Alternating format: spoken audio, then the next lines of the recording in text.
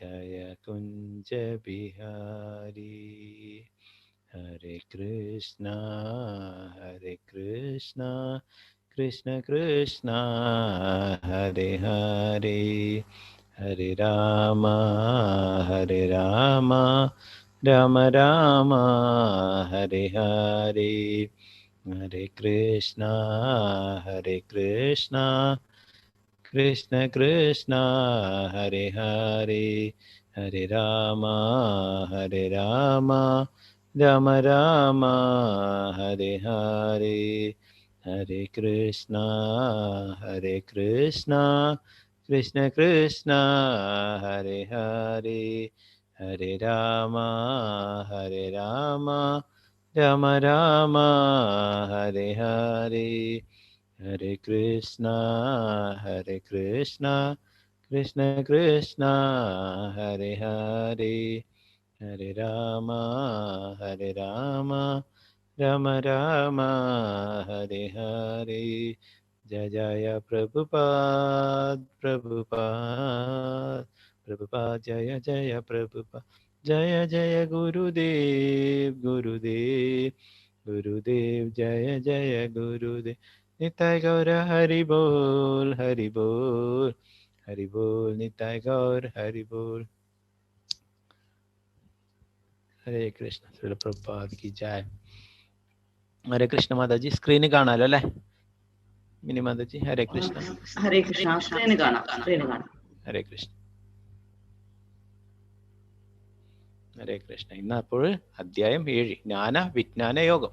അപ്പോൾ നമ്മൾ ഭഗവത്ഗീതയെക്കുറിച്ച് ആദ്യത്തെ ക്ലാസ്സിൽ നമ്മൾ പറഞ്ഞല്ലേ, ആദ്യത്തെ 6 അധ്യായങ്ങളിൽ എന്താണ് കർമ്മയോഗത്തെക്കുറിച്ചും ധ്യാനയോഗത്തെക്കുറിച്ചൊക്കെ പറയുന്നല്ലേ. പിന്നീട് 7 മുതൽ 12 വരെയുള്ള അധ്യായങ്ങളിൽ ഭക്തി യോഗത്തെക്കുറിച്ചാണ് പറയുന്നത് അല്ലേ. അപ്പോൾ ഇന്ന് മുതൽ ഭഗവാൻ ഭക്തി യോഗത്തെക്കുറിച്ചാണ് പറഞ്ഞു തുടങ്ങുന്നത്. പിന്നെ 13 മുതൽ പിന്നെ 18 വരെയുള്ള അധ്യായങ്ങളിൽ ജ്ഞാനയോഗത്തെക്കുറിച്ച് പറയുന്നല്ലേ. അപ്പോൾ ഇതിൽ ഏറ്റവും പ്രധാനപ്പെട്ടത് നമ്മൾ പഠിച്ചല്ലേ, അതിൽ എന്താണ് എക്സാമ്പിളൊക്കെ കാണിച്ചിട്ടുണ്ടായിരുന്നു അല്ലേ. ഒരു സാൻഡ്വിച്ചിന്റെ ഒക്കെ അതിന്റെ മധ്യത്തിലായിട്ട് അതിന്റെ എസൻസ് ഒക്കെ അടങ്ങിയിരിക്കുന്ന പോലെ ഈ ഭഗവത്ഗീതയുടെ മുഴുവൻ എസൻസും ജ്ഞാനവും എല്ലാ സീക്രട്ട് ആയിട്ടുള്ള കാര്യങ്ങളും എല്ലാ സത്വവും അടങ്ങിയിട്ടുള്ളത് ഈ മധ്യത്തിലുള്ള 6 അധ്യായങ്ങളാണ്. 7 മുതൽ 12 വരെയുള്ള അധ്യായങ്ങൾ അത് വളരെ പ്രധാനപ്പെട്ടതാണ്. അപ്പൊ ഇന്ന് നമ്മള് ജ്ഞാന വിജ്ഞാന യോഗം, ഇന്നത്തെ അധ്യായം 7-ാം അധ്യായം. ജ്ഞാനം അല്ലെ, ജ്ഞാനം എന്താണ്? നമ്മുടെ ശരിയായ അറിവ് എന്താണ്? നമ്മള് ആത്മാവാണ് അല്ലെ, ഈ ശരീരമല്ല എന്നൊക്കെയുള്ള അറിവ്, നമ്മളൊക്കെ ഭഗവാന്റെ അംശമാണ് എന്നൊക്കെയുള്ള അറിവ്, അതാണ് ജ്ഞാനം അല്ലെ. വിജ്ഞാനം എന്ന് പറഞ്ഞു കഴിഞ്ഞാലോ അതീന്ദ്രിയമായിട്ടുള്ള ജ്ഞാനം അല്ലെ. എന്താണ്? ഭഗവാനെ കുറിച്ചുള്ളത്, ഭഗവാനെ കുറിച്ചുള്ള എന്താണ്, ഭഗവാന്റെ വിശേഷണങ്ങളെ കുറിച്ചും മറ്റുള്ള ഭഗവാനെ കുറിച്ച് എന്താണ്, എല്ലാറ്റിന്റെയും പരമാധികാരിയാണ് ഭഗവാൻ, അങ്ങനെയുള്ള കാര്യങ്ങളൊക്കെ മനസ്സിലാക്കുന്നത് അല്ലെ, അതാണ് വിജ്ഞാനം. അപ്പൊ ജ്ഞാനവും വിജ്ഞാനവും ഈ അധ്യായത്തില് ഭഗവാൻ വിവരിക്കുന്നു.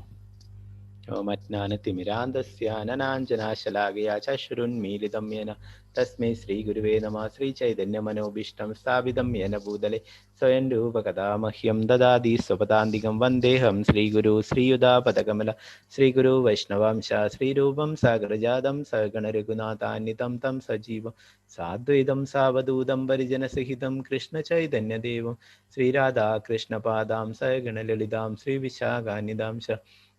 ഹേ കൃഷ്ണ കരുണാ സിന്ധോ ദീനബന്ധോ ജഗത്പദേ ഗോപേശ ഗോപികാ കാന്ത രാധാകാന്ത നമസ്തുതേ. തപ്തകാഞ്ചന ഗൗരാംഗീ രാധേ വൃന്ദാവനേശ്വരി ഋഷഭാനുസുതേ ദേവി പ്രണമാമി ഹരിപ്രിയേ.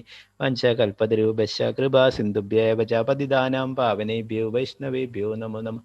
പഞ്ചതത്വാത്മകം കൃഷ്ണം ഭക്തരൂപസ്വരൂപകം ഭക്താവതാരം ഭക്താഖ്യം നമാമി ഭക്തശക്തികം. നിത്യാനന്ദം മഹനൗമി സർവാനന്ദകരം പരം ഹരിനാമ പദം ദേവം അവധൂത ശിരോമണി.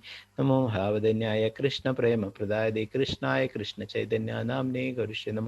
നമ ഓം വിഷ്ണുപാദായ കൃഷ്ണപൃഷ്ഠായ ഭൂതലേ ശ്രീമതേ ഭക്തിവേദാന്ത സ്വാമിന്യതി നാമിനെ. നമസ്തേ സാരസ്വതേ ദേവേ ഗൗരവാണി പ്രചാരിണേ നിർവിശേഷ ശൂന്യവാദി പാശ്ചാത്യ ദേശധാരി. ജയ ശ്രീ കൃഷ്ണ ചൈതന്യ പ്രഭു നിത്യാനന്ദ ശ്രീ അദ്വൈത ഗദാധര ശ്രീവാസാദി ഗൗരഭക്തവൃന്ദ. ഹരേ കൃഷ്ണ കൃഷ്ണ കൃഷ്ണ ഹരേ ഹരേ, ഹരേ രാമ രാമ രാമ ഹരേ ഹരേ. ഗുരുവേ ഗൗരചന്ദ്രായ രാധികായ തത്തരേ കൃഷ്ണായ കൃഷ്ണഭക്തായ തദ്ഭക്തായ നമോ. പ്രഭുപാദ് കി ജയ.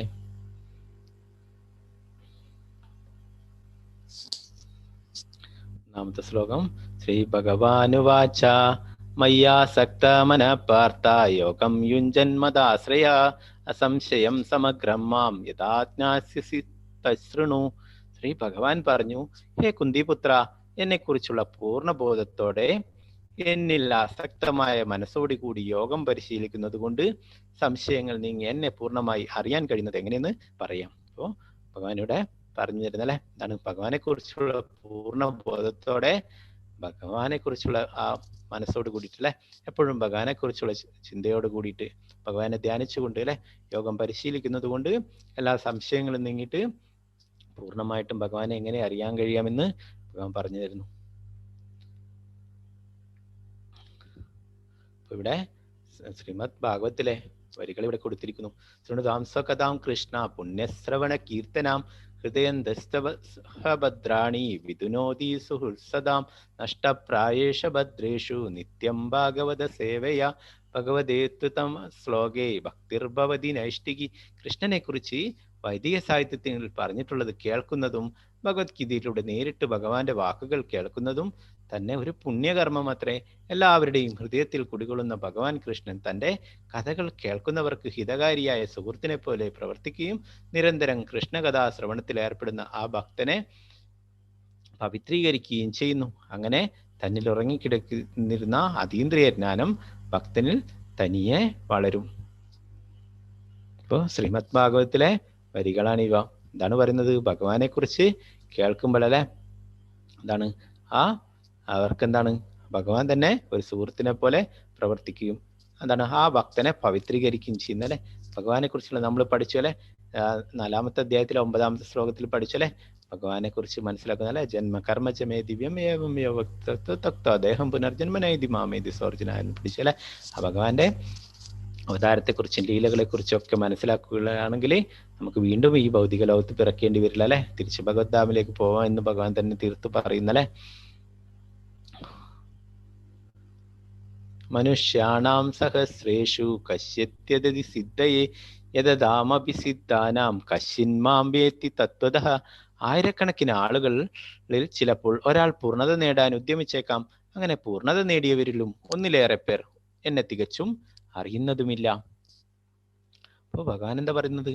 ആയിരക്കണക്കിന് ആളുകള് എന്താണ് ആ ഭഗവാനെ മനസ്സിലാക്കാനായിട്ട് ശ്രമിച്ചേക്കാം അല്ലെ. അങ്ങനെ കുറെ ആയിരക്കണക്കിന് ആൾക്കാരിൽ കുറച്ച് പേർ മാത്രമേ ഭഗവാനെ കുറിച്ച് ഈ മനസ്സിലാക്കാൻ വേണ്ടിയിട്ട് ശ്രമിക്കുന്നുള്ളൂ അല്ലെ. അങ്ങനെയുള്ളവരിൽ തന്നെ അത്രയും ചുരുക്കം പേർക്ക് മാത്രമേ എന്താണ് ശരിയായിട്ട് ഭഗവാനെ കുറിച്ച് മനസ്സിലാക്കാൻ സാധിക്കുള്ളൂ അല്ലെ. എന്താണ് നമുക്കറിയാം നമ്മുടെ ചുറ്റിലും എത്രയോ ആൾക്കാരുണ്ട് അല്ലെ.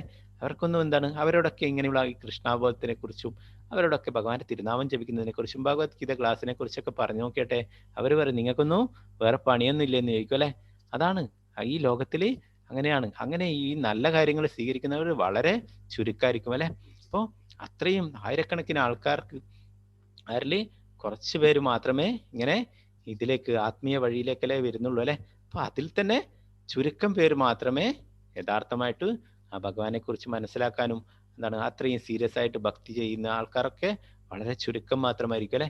നമുക്കറിയാം നമ്മൾ ഭഗവത്ഗീത ക്ലാസ് തുടങ്ങിയിട്ട് ഇപ്പം 15 ബാച്ചായി. 15-ാമത്തെ ബാച്ചാണിത്. അപ്പോൾ ഓരോ ബാച്ചിലും അനേകം ആൾക്കാരുണ്ടായിട്ടുണ്ട്, കുറേ ആൾക്കാരുണ്ടായിട്ടുണ്ട്.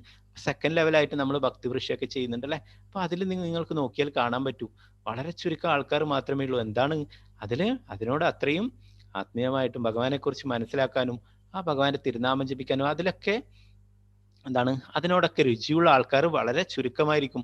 മറ്റുള്ളവരൊക്കെ എന്താണ് കുറെ ആൾക്കാരൊക്കെ എന്താണ് ഇത് എന്താണ് നടക്കുന്നത്, എന്താണ് ഇതിൽ എന്താണ് പറയുന്നത് എന്നൊക്കെ അറിയാനുള്ള ആകാംക്ഷ കൊണ്ടുവരുന്നവരാണ് അല്ലെ. അപ്പോൾ വളരെ ചുരുക്കം പേര് മാത്രമേ ഇത് ഇങ്ങനെ എന്താണ് ജീവിതത്തിൽ പകർത്തുന്നുള്ളൂ. അതാണ് വളരെ പ്രധാനം. നമ്മൾ എന്ത് കേൾക്കുന്നതെന്നല്ല, അത് നമ്മുടെ ജീവിതത്തിൽ എങ്ങനെ പകർത്തുന്നു എന്നതാണ് പ്രധാനം അല്ലെ. ഭഗവത്ഗീതയിൽ കുറെ ഉപദേശങ്ങൾ ഭഗവാൻ തരുന്നു. അതൊക്കെ നമ്മുടെ ജീവിതത്തിൽ പാലിക്കണം, നമ്മുടെ ജീവിതത്തിൽ പകർത്തണം. അതിനു വേണ്ടിയിട്ടാണ് ഭഗവാൻ ഉപദേശങ്ങൾ തരുന്നത് അല്ലെ.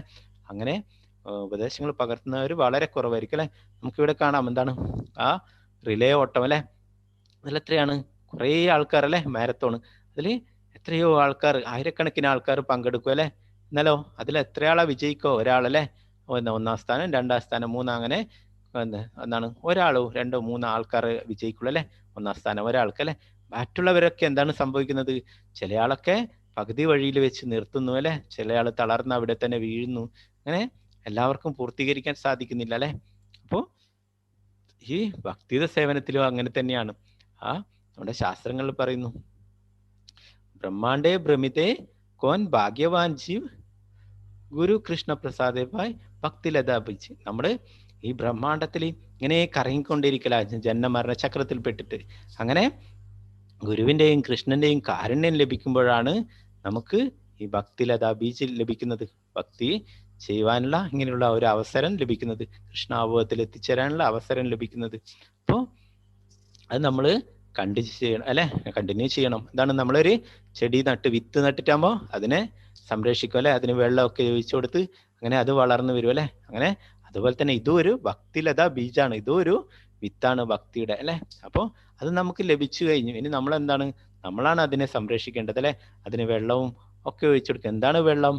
ഈ ഭക്തിലതാ ബീജിനുള്ള വെള്ളം എന്താണ്? ഹരേ കൃഷ്ണ കൃഷ്ണ കൃഷ്ണ ഹരേ ഹരേ, ഹരേ രാമ രാമ രാമ ഹരേ ഹരേ എന്ന ഭഗവാന്റെ തിരുനാമം അല്ലെ. അതാണ് നമുക്ക് ഭക്തിയിൽ വരാൻ വേണ്ടിയിട്ടുള്ളത്. പിന്നെ എന്താണ്, ശ്രീമദ് ഭഗവത്ഗീത, ഭാഗവതം പോലുള്ള ശാസ്ത്രങ്ങൾ പഠിക്കുക അല്ലെ, അതൊക്കെ വായിക്കുക, ഭഗവാനെ കുറിച്ച് കേൾക്കുക. ബ്രഹ്മസംഹിതയില് ബ്രഹ്മാവ് ഭഗവാനെ സ്തുതിക്കുന്നു. ഈശ്വര പരമാകൃഷ്ണ സച്ചിദാനന്ദ വിഗ്രഹ അനാദിരാതിർ ഗോവിന്ദ സർവകാരണ കാരണം. കൃഷ്ണനാണ് പരംപുരുഷനായ ഭഗവാൻ, സർവകാരണങ്ങൾക്കും കാരണഭൂതനും ആദിപുരുഷനുമായ ഗോവിന്ദനും അദ്ദേഹം തന്നെ. ഭക്തിയില്ലാത്തവർക്ക് അദ്ദേഹത്തെ മനസ്സിലാക്കാൻ വളരെ പ്രയാസമാണ്. ഭക്തിയുടെ സേവനത്തിന്റെ വഴി എത്രയും എളുപ്പമുള്ളതെന്ന് അവർ ഉദ്ഘോഷിക്കും. ഇത് അഭക്തന്മാർക്ക് പരിശീലിക്കാൻ കഴിയില്ല. ഭക്തിമാർഗം ഇത്രയും നിഷ്പ്രയാസമാണെങ്കിൽ അവർ എന്തിന് വിഷമമുള്ള വഴിക്ക് നീങ്ങുന്നു?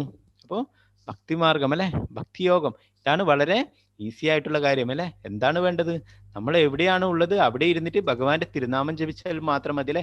നമ്മൾ ഭഗവാൻ എന്തെങ്കിലും നിവേദ്യങ്ങൾ സമർപ്പിക്കുക, അങ്ങനെ നമ്മൾ എവിടെയാണോ ഉള്ളത് അവിടെ വെച്ച് ചെയ്യാൻ സാധിക്കും അല്ലെ. ഇപ്പൊ ഈ കൊറോണ കാലത്ത് നമുക്ക് ക്ഷേത്രങ്ങളിലൊന്നും പോകാനും എന്താണ് മറ്റുള്ള പൂജകൾ ചെയ്യിക്കാനും കഴിപ്പിക്കാനും അങ്ങനെയൊന്നും സാധിക്കില്ല അല്ലെ. എന്നാൽ എന്താ പറയുന്നത്, കലിയുഗത്തില് ഭഗവാൻ എന്താണ്, ഭഗവാന്റെ തിരുനാമത്തിലാണ് എല്ലാ ശക്തിയും നിക്ഷേപിച്ചിട്ടുള്ളത് അല്ലെ. എന്താണ്, നാംനാമകാരി ബഹുദാ നിജ സർവശക്തി തത്രാർപ്പിത നിയമിത സ്മരണേന കാല. ആ ചൈതന്യ മഹാപ്രഭു തന്നെ തന്റെ ശിഷ്യാഷ്ടകം എന്ന ആ ശ്ലോകങ്ങളിൽ പറയുന്നു, ആ അഷ്ടകങ്ങളിൽ പറയുന്നു എന്താണ്, ഭഗവാന്റെ തിരുനാമത്തിലാണ് എല്ലാ ശക്തിയും ഉൾക്കൊള്ളിച്ചിരുന്നത്. അത് ജപിക്കാനായിട്ട് യാതൊരു നിയമനിബന്ധനയും ഇല്ല എന്ന് പറയുന്നത് അല്ലെ. നമ്മൾ എവിടെയാണ് ഉള്ളത് അവിടെ വെച്ചിട്ട് ജപിക്കാം അല്ലെ. അതിനെന്താണ്, നമ്മൾ കഴിക്കുന്ന ഭക്ഷണവും നമ്മുടെ ജീവിത രീതിയോ അതൊന്നും മാറ്റേണ്ട ആവശ്യമില്ല. അത് ഓട്ടോമാറ്റിക് ആയിട്ട് എന്താണ്, അത് മാറിക്കോളും. നമ്മൾ ആത്മാർത്ഥമായിട്ട് ആഗ്രഹിക്കുകയാണെങ്കിൽ അതൊക്കെ മാറും. എന്നാൽ നമുക്കിപ്പോ എന്താണ്, നമ്മൾ ഏതവസ്ഥയിലുള്ള അവിടെ വെച്ചിട്ട് നമ്മൾ ജപിച്ചാൽ മതി അല്ലെ. ഒന്നും നമ്മളെ യാതൊരു മാറ്റങ്ങളും വരുത്തേണ്ട ആവശ്യമില്ല. അപ്പോൾ ഇവിടെ ബ്രഹ്മാവും പറയുന്നു എന്താണ്, ഭക്തിയിലൂടെ മാത്രമേ ഭഗവാനെ കുറിച്ച് മനസ്സിലാക്കാൻ സാധിക്കുള്ളൂ എന്ന് പറയുന്നു. അത് എളുപ്പമായിട്ടുള്ള വഴിയാണെന്ന് പറയുന്നു. മറ്റുള്ളതൊക്കെ എന്താണ്, പ്രയാസം പിടിച്ച വഴി അല്ലെ. നമ്മൾ ഇന്നലെ ധ്യാനയോഗത്തെ കുറിച്ചൊക്കെ പഠിച്ചു അല്ലെ, അഷ്ടാംഗ യോഗയെ കുറിച്ചൊക്കെ പഠിച്ചു അല്ലെ. അതിൽ കുറെ സ്റ്റെപ്പ് ഉണ്ട്, യമം നമ്മൾ പാലിക്കേണ്ട കുറെ കാര്യങ്ങളുണ്ട്. പിന്നെ പിന്നെ നമ്മളെ ഒഴിവാക്കേണ്ട കുറെ കാര്യങ്ങളുണ്ട്. പിന്നെ അങ്ങനെ എന്താണ്, ആസന, നമ്മൾ ഇരിക്കേണ്ട സ്ഥലമുണ്ട്, എന്താണ്, കുശപ്പില് വിരിച്ച് മാൻതോല് വിരിച്ച് ഒക്കെ, മാൻതോലൊക്കെ ഇപ്പൊ ഇവിടെ കിട്ടാനല്ലേ. അപ്പൊ അങ്ങനെ കുറെ കാര്യങ്ങളുണ്ട് അങ്ങനെയുള്ള ഇതൊക്കെ ചെയ്യാൻ വേണ്ടിയിട്ട് അല്ലെ. അപ്പൊ അതൊക്കെ ഇന്നലത്തെ അധ്യായത്തിൽ തന്നെ പറയുന്നുണ്ടായിരുന്നു. ഇതൊക്കെ വളരെ പ്രയാസം പിടിച്ചതാണെന്ന് പറയുന്നുണ്ടായിരുന്നു അല്ലെ. അപ്പൊ എന്താണ്, നമ്മളെ മനസ്സിനെ നിയന്ത്രിക്കല് അതൊക്കെ വളരെ വളരെ വിഷമം പിടിച്ച വഴിയാണ് അല്ലെ.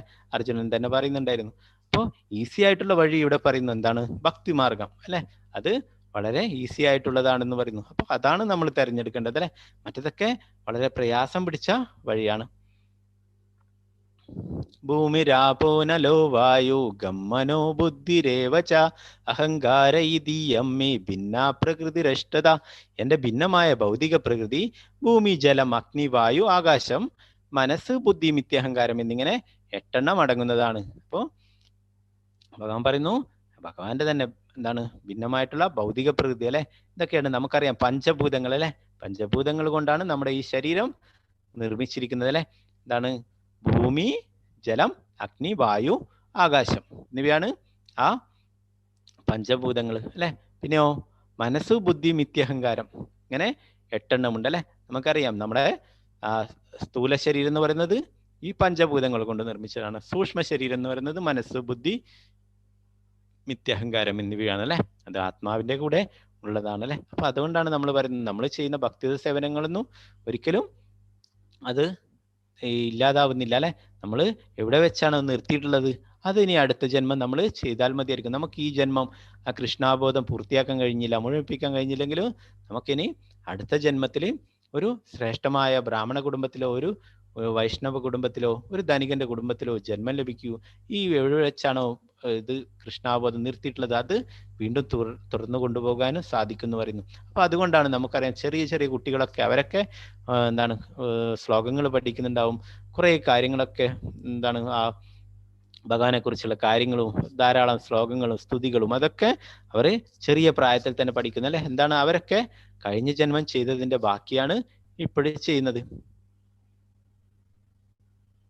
അപരേയമിതസ്ത്വന്യാം പ്രകൃതിം വിദ്ധിമേം പരാം ജീവഭൂത മഹാബാഹോ യേതം ധൈര്യതേ ജഗത്. ഇവയ്ക്ക് പുറമേ ഹേ മഹാബഹ്വയാർജുന, എനിക്ക് മറ്റൊരു ഉത്കൃഷ്ട ശക്തി കൂടിയുണ്ട്. ഈ താഴ്ന്ന തരം ഭൗതിക പ്രകൃതിയുടെ വിഭവങ്ങളെ ചൂഷണം ചെയ്യുന്ന ജീവഗണങ്ങളാണത്. അപ്പോൾ ഈ ഭൗതിക പ്രകൃതിയുടെ വിഭവങ്ങളെയൊക്കെ ചൂഷണം ചെയ്യുന്ന ജീവഗണങ്ങൾ ആരാണ്? നമ്മളൊക്കെ അല്ലെ. ആ മനുഷ്യനും മറ്റുള്ളതൊക്കെ അല്ലെ, അവരൊക്കെ ഈ ഭൗതിക പ്രകൃതിയുടെ വിഭവങ്ങളൊക്കെ ചൂഷണം ചെയ്യുന്നതാണ്. മത്തപരതരം നാന്യാത് കിഞ്ചിതസ്തി ധനഞ്ജയ മയി സർവമിതം പ്രോതം സൂത്രേ മണിഗണായിവ. ഹേ ധനഞ്ജയ, എന്നേക്കാൾ ശ്രേഷ്ഠമായൊരു സത്യമില്ല. മുത്തുകൾ നൂലിന്മേൽ എന്ന പോലെ സർവവും എന്നിൽ ഇണക്കി കോർക്കപ്പെട്ടിരിക്കുന്നു. അപ്പോ ഭഗവാനിവിടെ പറയുന്നത് എന്താണ്? ഭഗവാനേക്കാൾ ഉപരിയായിട്ട് യാതൊരു ശ്രേഷ്ഠമായിട്ടുള്ള യാതൊരു സത്യവുമില്ല എന്ന് പറയുന്നു അല്ലെ. പരമസത്യം ഭഗവാനാണല്ലേ. നേരത്തെ ബ്രഹ്മാവ് പറഞ്ഞു, ഈശ്വര പരമ കൃഷ്ണ സച്ചിദാനന്ദ വിഗ്രഹ അനാദിരാതിരോവിന്ദ സർവകാരണ കാരണം. എല്ലാ കാരണങ്ങൾക്കും കാരണഭൂതനായിട്ടുള്ളത് ഭഗവാനാണല്ലേ. അപ്പോ ഭഗവാനിവിടെ പറയുന്നു, ഒരു മുത്തുകൾ നൂലിന്മേൽ എന്ന പോലെ എല്ലാം എന്നിൽ കോർക്കപ്പെട്ടിരിക്കുന്നു അറിയാം പറയുന്നു. അപ്പൊ ഇവിടെ നമുക്കൊരു മുത്തുമാല കാണാം അല്ലെ. മുത്തുമാലയില് അതിന് ഇങ്ങനെ ഇണക്കി കോർത്ത് നിൽക്കുന്നത് എന്താണ്? അതിനുള്ളിലെ നൂലാണല്ലേ, ത്രെഡാണ്. അത് നമുക്ക് കാണാൻ സാധിക്കുമോ? ഇല്ല അല്ലെ. അതില്ലെങ്കിലോ ഇതിനൊക്കെ നിലനിൽപ്പുണ്ടോ? ഇല്ല അല്ലെ. ഇതെല്ലാം വേർപെട്ടു പോകും അല്ലെ. അപ്പൊ ഇതിനെ കോർത്ത് വെച്ചിരിക്കുന്നത് എന്താണ്? ഇതിനുള്ളിലെ ആ നൂലാണല്ലേ. അപ്പൊ അതുപോലെ ഈ പ്രപഞ്ചത്തെയും എല്ലാറ്റിനെയും എന്താണ് ഇണക്കി കോർത്ത് വെച്ചിരിക്കുന്നത് ഭഗവാനിലാണ് അല്ലെ. ആ ഭഗവാനില്ലാത്ത ഒന്നിനും നിലനിൽപ്പില്ല. രസോഹമപ്സു കൗന്ദേയ പ്രഭാസ്മി ശശി സൂര്യോ പ്രണവ സർവവേദേഷു ശബ്ദകേ പൗരുഷം നൃഷു. അപ്പോൾ ഭഗവാനെ ഓർക്കാനുള്ള വഴി ഭഗവാൻ ഇവിടെ പറഞ്ഞു വരുന്നതാണ്. ഹേ കുന്തിപുത്ര, ജലത്തിലെ രസവും സൂര്യചന്ദ്രന്മാരിലെ പ്രകാശവും വേദമന്ത്രങ്ങളിലെ പ്രണവും ആകാശത്തിലെ ശബ്ദവും പുരുഷന്റെ പൗരുഷവും ഞാനാകുന്നു. ഓ ഭഗവാൻ ഇവിടെ പറയുന്നു ജലത്തിന്റെ രസം ഞാനാകുന്നു എന്ന് അല്ലെ. അപ്പൊ നമ്മളെല്ലാവരും ജലം കുടിക്കും അല്ലെ. വെള്ളം കുടിക്കാത്ത ആരും ഉണ്ടാവില്ല അല്ലെ. അപ്പൊ നമ്മൾ വെള്ളം കുടിക്കുന്നുണ്ട്. അപ്പോൾ എന്താണ്, നമുക്ക് ഓർമ്മ വരണം, ഭഗവാനെ ഓർക്കണം അല്ലെ. ആരാണ്? വെള്ളത്തിന്റെ രസം ഭഗവാനാണ് അല്ലെ. അപ്പോൾ നമ്മൾ ആ ഭഗവാനെ കുറിച്ച് ഓർക്കണം. നമ്മൾ വെള്ളം കുടിക്കും അല്ലെ. നമ്മൾ എത്രയോ പ്രാവശ്യം വെള്ളം കുടിക്കും അല്ലെ. എന്നാലും നമ്മൾ എത്ര പ്രാവശ്യം ഓർക്കുന്നുണ്ട് ഇത്? ഇല്ല അല്ലെ. അപ്പോൾ അതിന് നമുക്ക് സാധിക്കണം. അത് എളുപ്പമായിട്ട് ഭഗവാനെ ഓർക്കാനുള്ള വഴിയാണ് ഭഗവാൻ ഇവിടെ പറഞ്ഞു തരുന്നത്. നമ്മൾ വെള്ളം കുടിക്കുമ്പോൾ അതിന്റെ രസം ഭഗവാനാണ് അല്ലെ. വെള്ളത്തിന് എന്താണ് രസം? നമ്മൾ എവിടെയെങ്കിലും പോയിട്ട് തളർന്നിട്ടൊക്കെ ക്ഷീണിച്ച് വരുമ്പോഴും നമുക്ക് ദാഹിക്കുന്നുണ്ടാവും അല്ലെ. അപ്പൊ നമുക്ക് വെള്ളമാണ് ആവശ്യം. ആ സമയത്ത് നമുക്ക് വേറെന്തെങ്കിലും വെച്ച് നിന്നിട്ട് നമുക്ക് തൃപ്തിയാവോ? ഇല്ല അല്ലെ. നമ്മളത് സ്വീകരിക്കില്ല. നമുക്ക് വേറെന്തെങ്കിലും എന്താണ് ചായയോ കാപ്പിയോ അങ്ങനെയുള്ള വേറെന്തെങ്കിലും സാധനങ്ങളൊക്കെ വെച്ചിട്ട് നമ്മൾ എന്താ പറയാ, നമുക്കിപ്പം വെള്ളമാണ് ആവശ്യം അല്ലെ, അത് വേണം എന്ന് പറയും അല്ലെ. അത് കുടിച്ചാൽ മാത്രമേ നമുക്ക് തൃപ്തിയാവുള്ളൂ അല്ലെ. ആ സമയത്ത് ഒരു മോശം വെള്ളം എന്താണ് ആ ടേസ്റ്റ് ഒന്നും ഇല്ലാതെ മോശപ്പെട്ട വെള്ളം തന്നു കഴിഞ്ഞാലോ അത് നമുക്ക് പിടിക്കില്ല അല്ലെ. അപ്പൊ വെള്ളത്തിന് ഒരു രസവും ഉണ്ട് അല്ലെ. അതെന്താണ് നമുക്ക് പറഞ്ഞറിയിക്കാൻ പറ്റില്ല അല്ലെ. അപ്പൊ അത് ഭഗവാനാകുന്നു. പിന്നെന്താണ്, പിന്നെ സൂര്യചന്ദ്രന്മാരിലെ പ്രകാശവും നമുക്കറിയാം. സൂര്യചന്ദ്രന്മാരല്ലേ, ആ സൂര്യൻ ഒരു ദിവസം ഇപ്പൊ മഴക്കാലമൊക്കെ ആകുമ്പോൾ സൂര്യന് നമുക്ക് സൂര്യന്റെ ആ വെളിച്ചമില്ലെങ്കിലോ രാവിലെ ഒന്നും മനസ്സിലാവില്ല അല്ലെ. നമുക്ക് എത്ര സമയമായെന്ന് തന്നെ മനസ്സിലാവില്ല അല്ലെ. ഇരുട് പിടിച്ചിട്ടുണ്ടാവും അല്ലെ, അന്ധകാരമായിരിക്കും. അപ്പൊ സൂര്യന്റെ പ്രകാശം എന്താണ്? അത് ഭഗവാനാണ് അല്ലെ. സൂര്യചന്ദ്രന്മാരെ കുറിച്ച് ഭഗവാന്റെ ആ കണ്ണുകളാണെന്ന് പറയും സൂര്യചന്ദ്രന്മാർ. അപ്പോൾ ഭഗവാന്റെ ആ എന്താണ് സൂര്യചന്ദ്രന്മാർക്ക് പ്രകാശം നൽകുന്നത് ഭഗവാനാണ് അല്ലെ.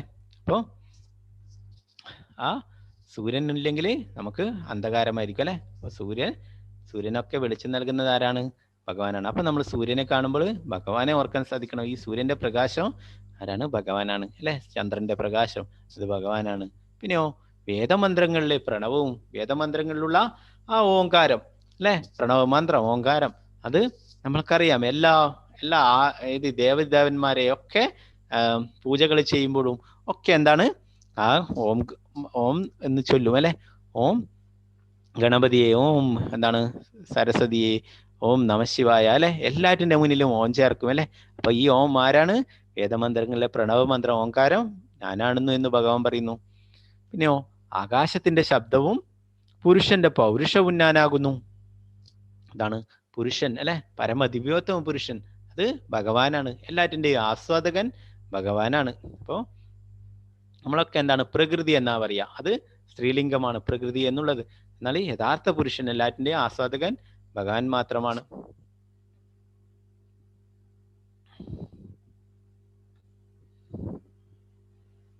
ബീജം മാം സർവഭൂതാനാം വിദ്ധി പാർത്ഥ സനാതനം ബുദ്ധിർമതാമസ്മി തേജസ്തേജസ്സിനാമഹം. കുന്തിപുത്ര, സർവ്വ ജീവജാലങ്ങളുടെയും ആദിബീജം ഞാനാണെന്ന് നീ അറിയണം. ബുദ്ധിമാന്മാരുടെ ബുദ്ധിയും ശക്തിയും തേജസ്സുകളുടെ തേജസ്സും ഞാൻ തന്നെ. അപ്പൊ ഇവിടെ എന്താ പറയുന്നത്? എല്ലാ ജീവജാലങ്ങളുടെയും ആദിബീജം ഭഗവാനാണെന്ന് പറയുന്നു. പിന്നെ ബുദ്ധിമാന്മാരുടെ ബുദ്ധി ഭഗവാനാണ്, ശക്തിയും ഭഗവാനാണ് അല്ലെ. തേജസ്സികളുടെ തേജസ്സും ഞാൻ തന്നെ അല്ലെ. നമുക്കറിയാം കുറെ ശാസ്ത്രജ്ഞന്മാർ അല്ലെ, അവരൊക്കെ പലതരത്തിലുള്ള കണ്ടുപിടുത്തങ്ങളൊക്കെ നടത്തുന്നു അല്ലെ. എന്നാൽ അവർക്ക് ആ ബുദ്ധി നൽകിയിട്ടുള്ളത് ആരാണ്? ഭഗവാനാണ് അല്ലെ. അപ്പൊ എല്ലാം ഇവിടെയുള്ള എന്ത് തേജസ്സുള്ള എന്തും അതൊക്കെ ഭഗവാന്റെ ഒരു കണികയിൽ നിന്ന് ഉണ്ടായിട്ടുള്ളതാണ്. തേജസ്സിന്റെ ഒരു കണികയിൽ നിന്ന് ഉണ്ടായിട്ടുള്ളതാണ് ഇവിടെ കാണുന്നതെല്ലാം. യേ ചൈവ സാത്വിക ഭാവ രാജസാസ്താമസാച്യേ മത്ത ഏവേദി താൻ വിദ്ധി നത്വഹം തേഷു തേമയി. സാത്വികങ്ങളും രാജസങ്ങളും താമസങ്ങളുമായ എല്ലാ അവസ്ഥകളും എൻ്റെ ശക്തിയുടെ ബഹിസ്ഫുരണങ്ങളാണ്. ഒരർത്ഥത്തിൽ അവയെല്ലാം ഞാൻ തന്നെ, എങ്കിലും ഞാൻ അവയ്ക്ക് അധീനനല്ല. ഞാൻ ഭൗതിക ഗുണങ്ങൾക്ക് അധീനനല്ല, മറിച്ച് അവയെല്ലാം എന്നിൽ നിലകൊള്ളുന്നു. അപ്പോൾ എന്താണ് നമുക്കറിയാം അല്ലെ. എന്താണ് നമ്മൾ ഇനി അത് ഡീറ്റെയിൽ ആയിട്ട് പഠിക്കും 14ാമത്തെ അധ്യായത്തിൽ. സത്വഗുണം, രജോ ഗുണം, തമോ ഗുണം, ഇങ്ങനെ ഭൗതിക പ്രകൃതിയുടെ 3 ഗുണങ്ങളുണ്ട്, ത്രിഗുണങ്ങൾ എന്ന് പറയും അല്ലെ. അപ്പോൾ അതെന്താണ് പറയുന്നത്? ഭഗവാന്റെ ശക്തിയുടെ ബഹിസ്ഫുരണങ്ങളാണെന്ന് പറയുന്നു.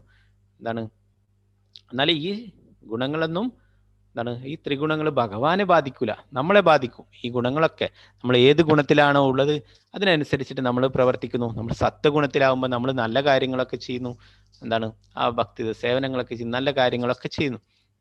പിന്നെ രജോ ഗുണത്തിലാവുമ്പോൾ നമ്മൾ കൂടുതൽ ഭൗതിക ആഗ്രഹങ്ങളൊക്കെ വെച്ചിട്ട് അതൊക്കെ എന്താണ് സഫലീകരിക്കാൻ വേണ്ടിയിട്ട് പ്രയത്നിക്കുന്നു.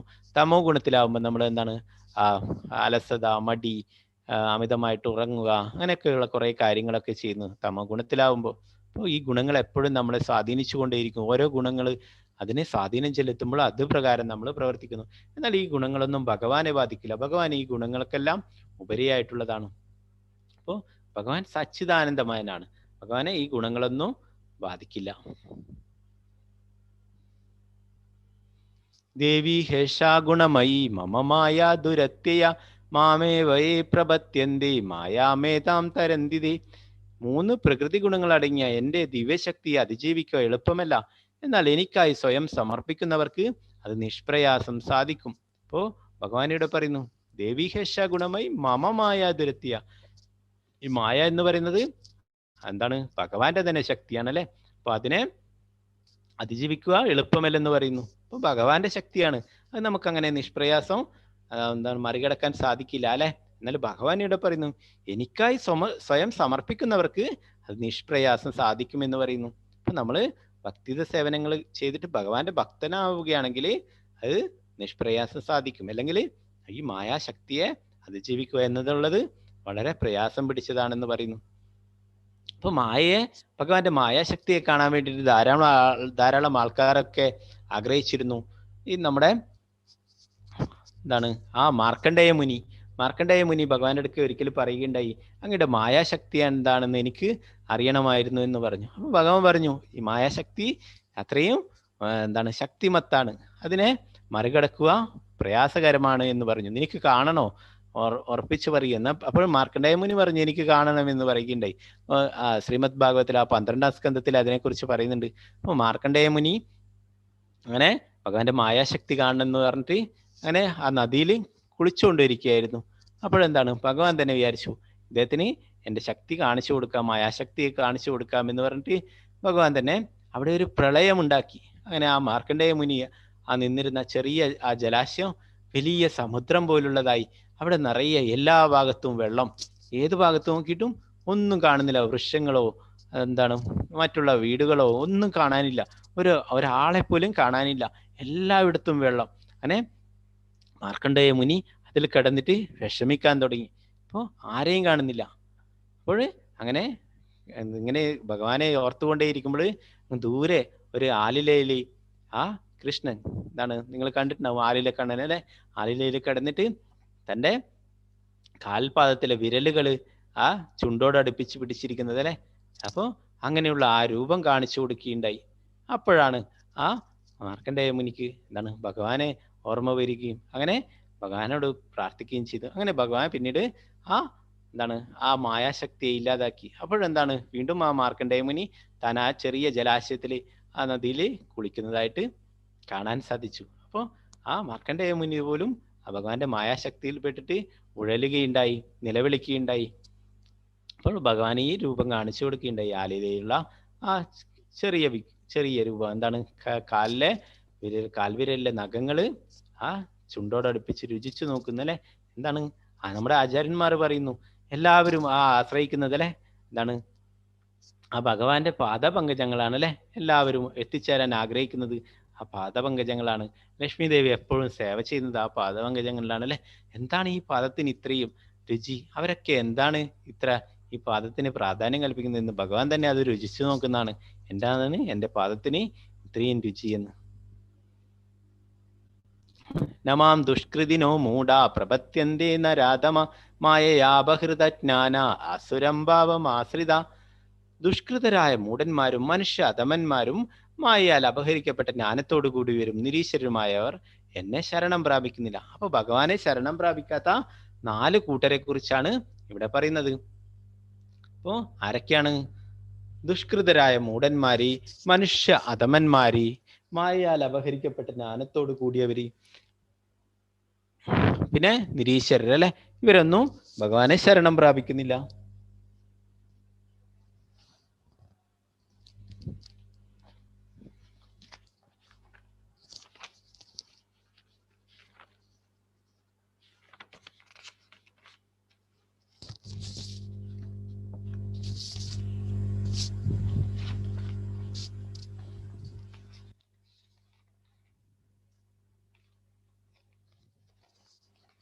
അപ്പോ ഇങ്ങനെയുള്ള 4 കൂട്ടര് ഭഗവാനെ ശരണം പ്രാപിക്കുന്നില്ല.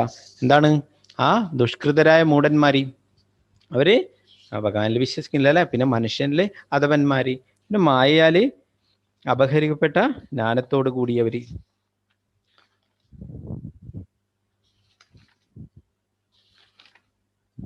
മൂഢന്മാരെന്ന് പറഞ്ഞാൽ എന്താ? എല്ലാ സമയം ധനസമ്പാദനെ കുറിച്ച് ഓർത്ത് അതികഠിനമായി പ്രയത്നിക്കുന്നു. ഭൗതിക നേട്ടങ്ങളെല്ലാം ശാശ്വതമാണെന്ന് കരുതുന്നു. അവർക്ക് ആത്മീയ കാര്യങ്ങൾ ചെയ്യാൻ വേണ്ടിയിട്ട് സമയമില്ല. അങ്ങനെയുള്ള ആൾക്കാരെയാണ് മൂഢന്മാർ എന്ന് പറയുന്നത്. എന്താണ്? അവര് എല്ലാ സമയവും പണം സമ്പാദിക്കുന്നതിനെ പറ്റി, ധനസമ്പാദനെ കുറിച്ച് ഓർത്തിട്ട് അതികഠിനമായിട്ട് പ്രയത്നിക്കുന്നു. ഭൗതിക നേട്ടങ്ങളൊക്കെ അതൊക്കെ ശാശ്വതമാണെന്ന് അവർ കരുതുന്നു അല്ലെ. എന്നാൽ അതൊക്കെ നമ്മുടെ ഈ ശരീരം നശിക്കുമ്പോൾ അതൊക്കെ ഇല്ലാതാവും അല്ലെ. അപ്പോൾ അവർക്ക് എന്താണ്? ആത്മീയ കാര്യങ്ങൾ ചെയ്യാൻ സമയമില്ല അല്ലെ. നമ്മൾ എന്തെങ്കിലും അവരോടൊക്കെ പറഞ്ഞു കഴിഞ്ഞാൽ ഭഗവത്ഗീത ക്ലാസ് ഉണ്ട്, അതിൽ പങ്കെടുക്കണമെന്ന് പറഞ്ഞു കഴിഞ്ഞാൽ എനിക്ക് സമയമില്ല അതിനൊന്നും പറയും അല്ലെ. ഭഗവാന്റെ തിരുനാമം ജപിക്കണമെന്ന് പറഞ്ഞു കഴിഞ്ഞാൽ അതിന് സമയമില്ല എന്ന് പറയും അല്ലെ. പിന്നെയോ നരാധമന്മാർ, കൃഷ്ണനാണ് പരമസത്യം എന്ന് എല്ലാ ഗ്രന്ഥങ്ങളിലും പറയുന്നു. ഈ മനുഷ്യജന്മം തന്നെ നമ്മെ സ്വയം തിരിച്ചറിയാനും ഭഗവാനെ കുറിച്ച് അറിയാനുമുള്ളതാണ്. ഇതിന് താല്പര്യപ്പെടാത്തവരാണ്.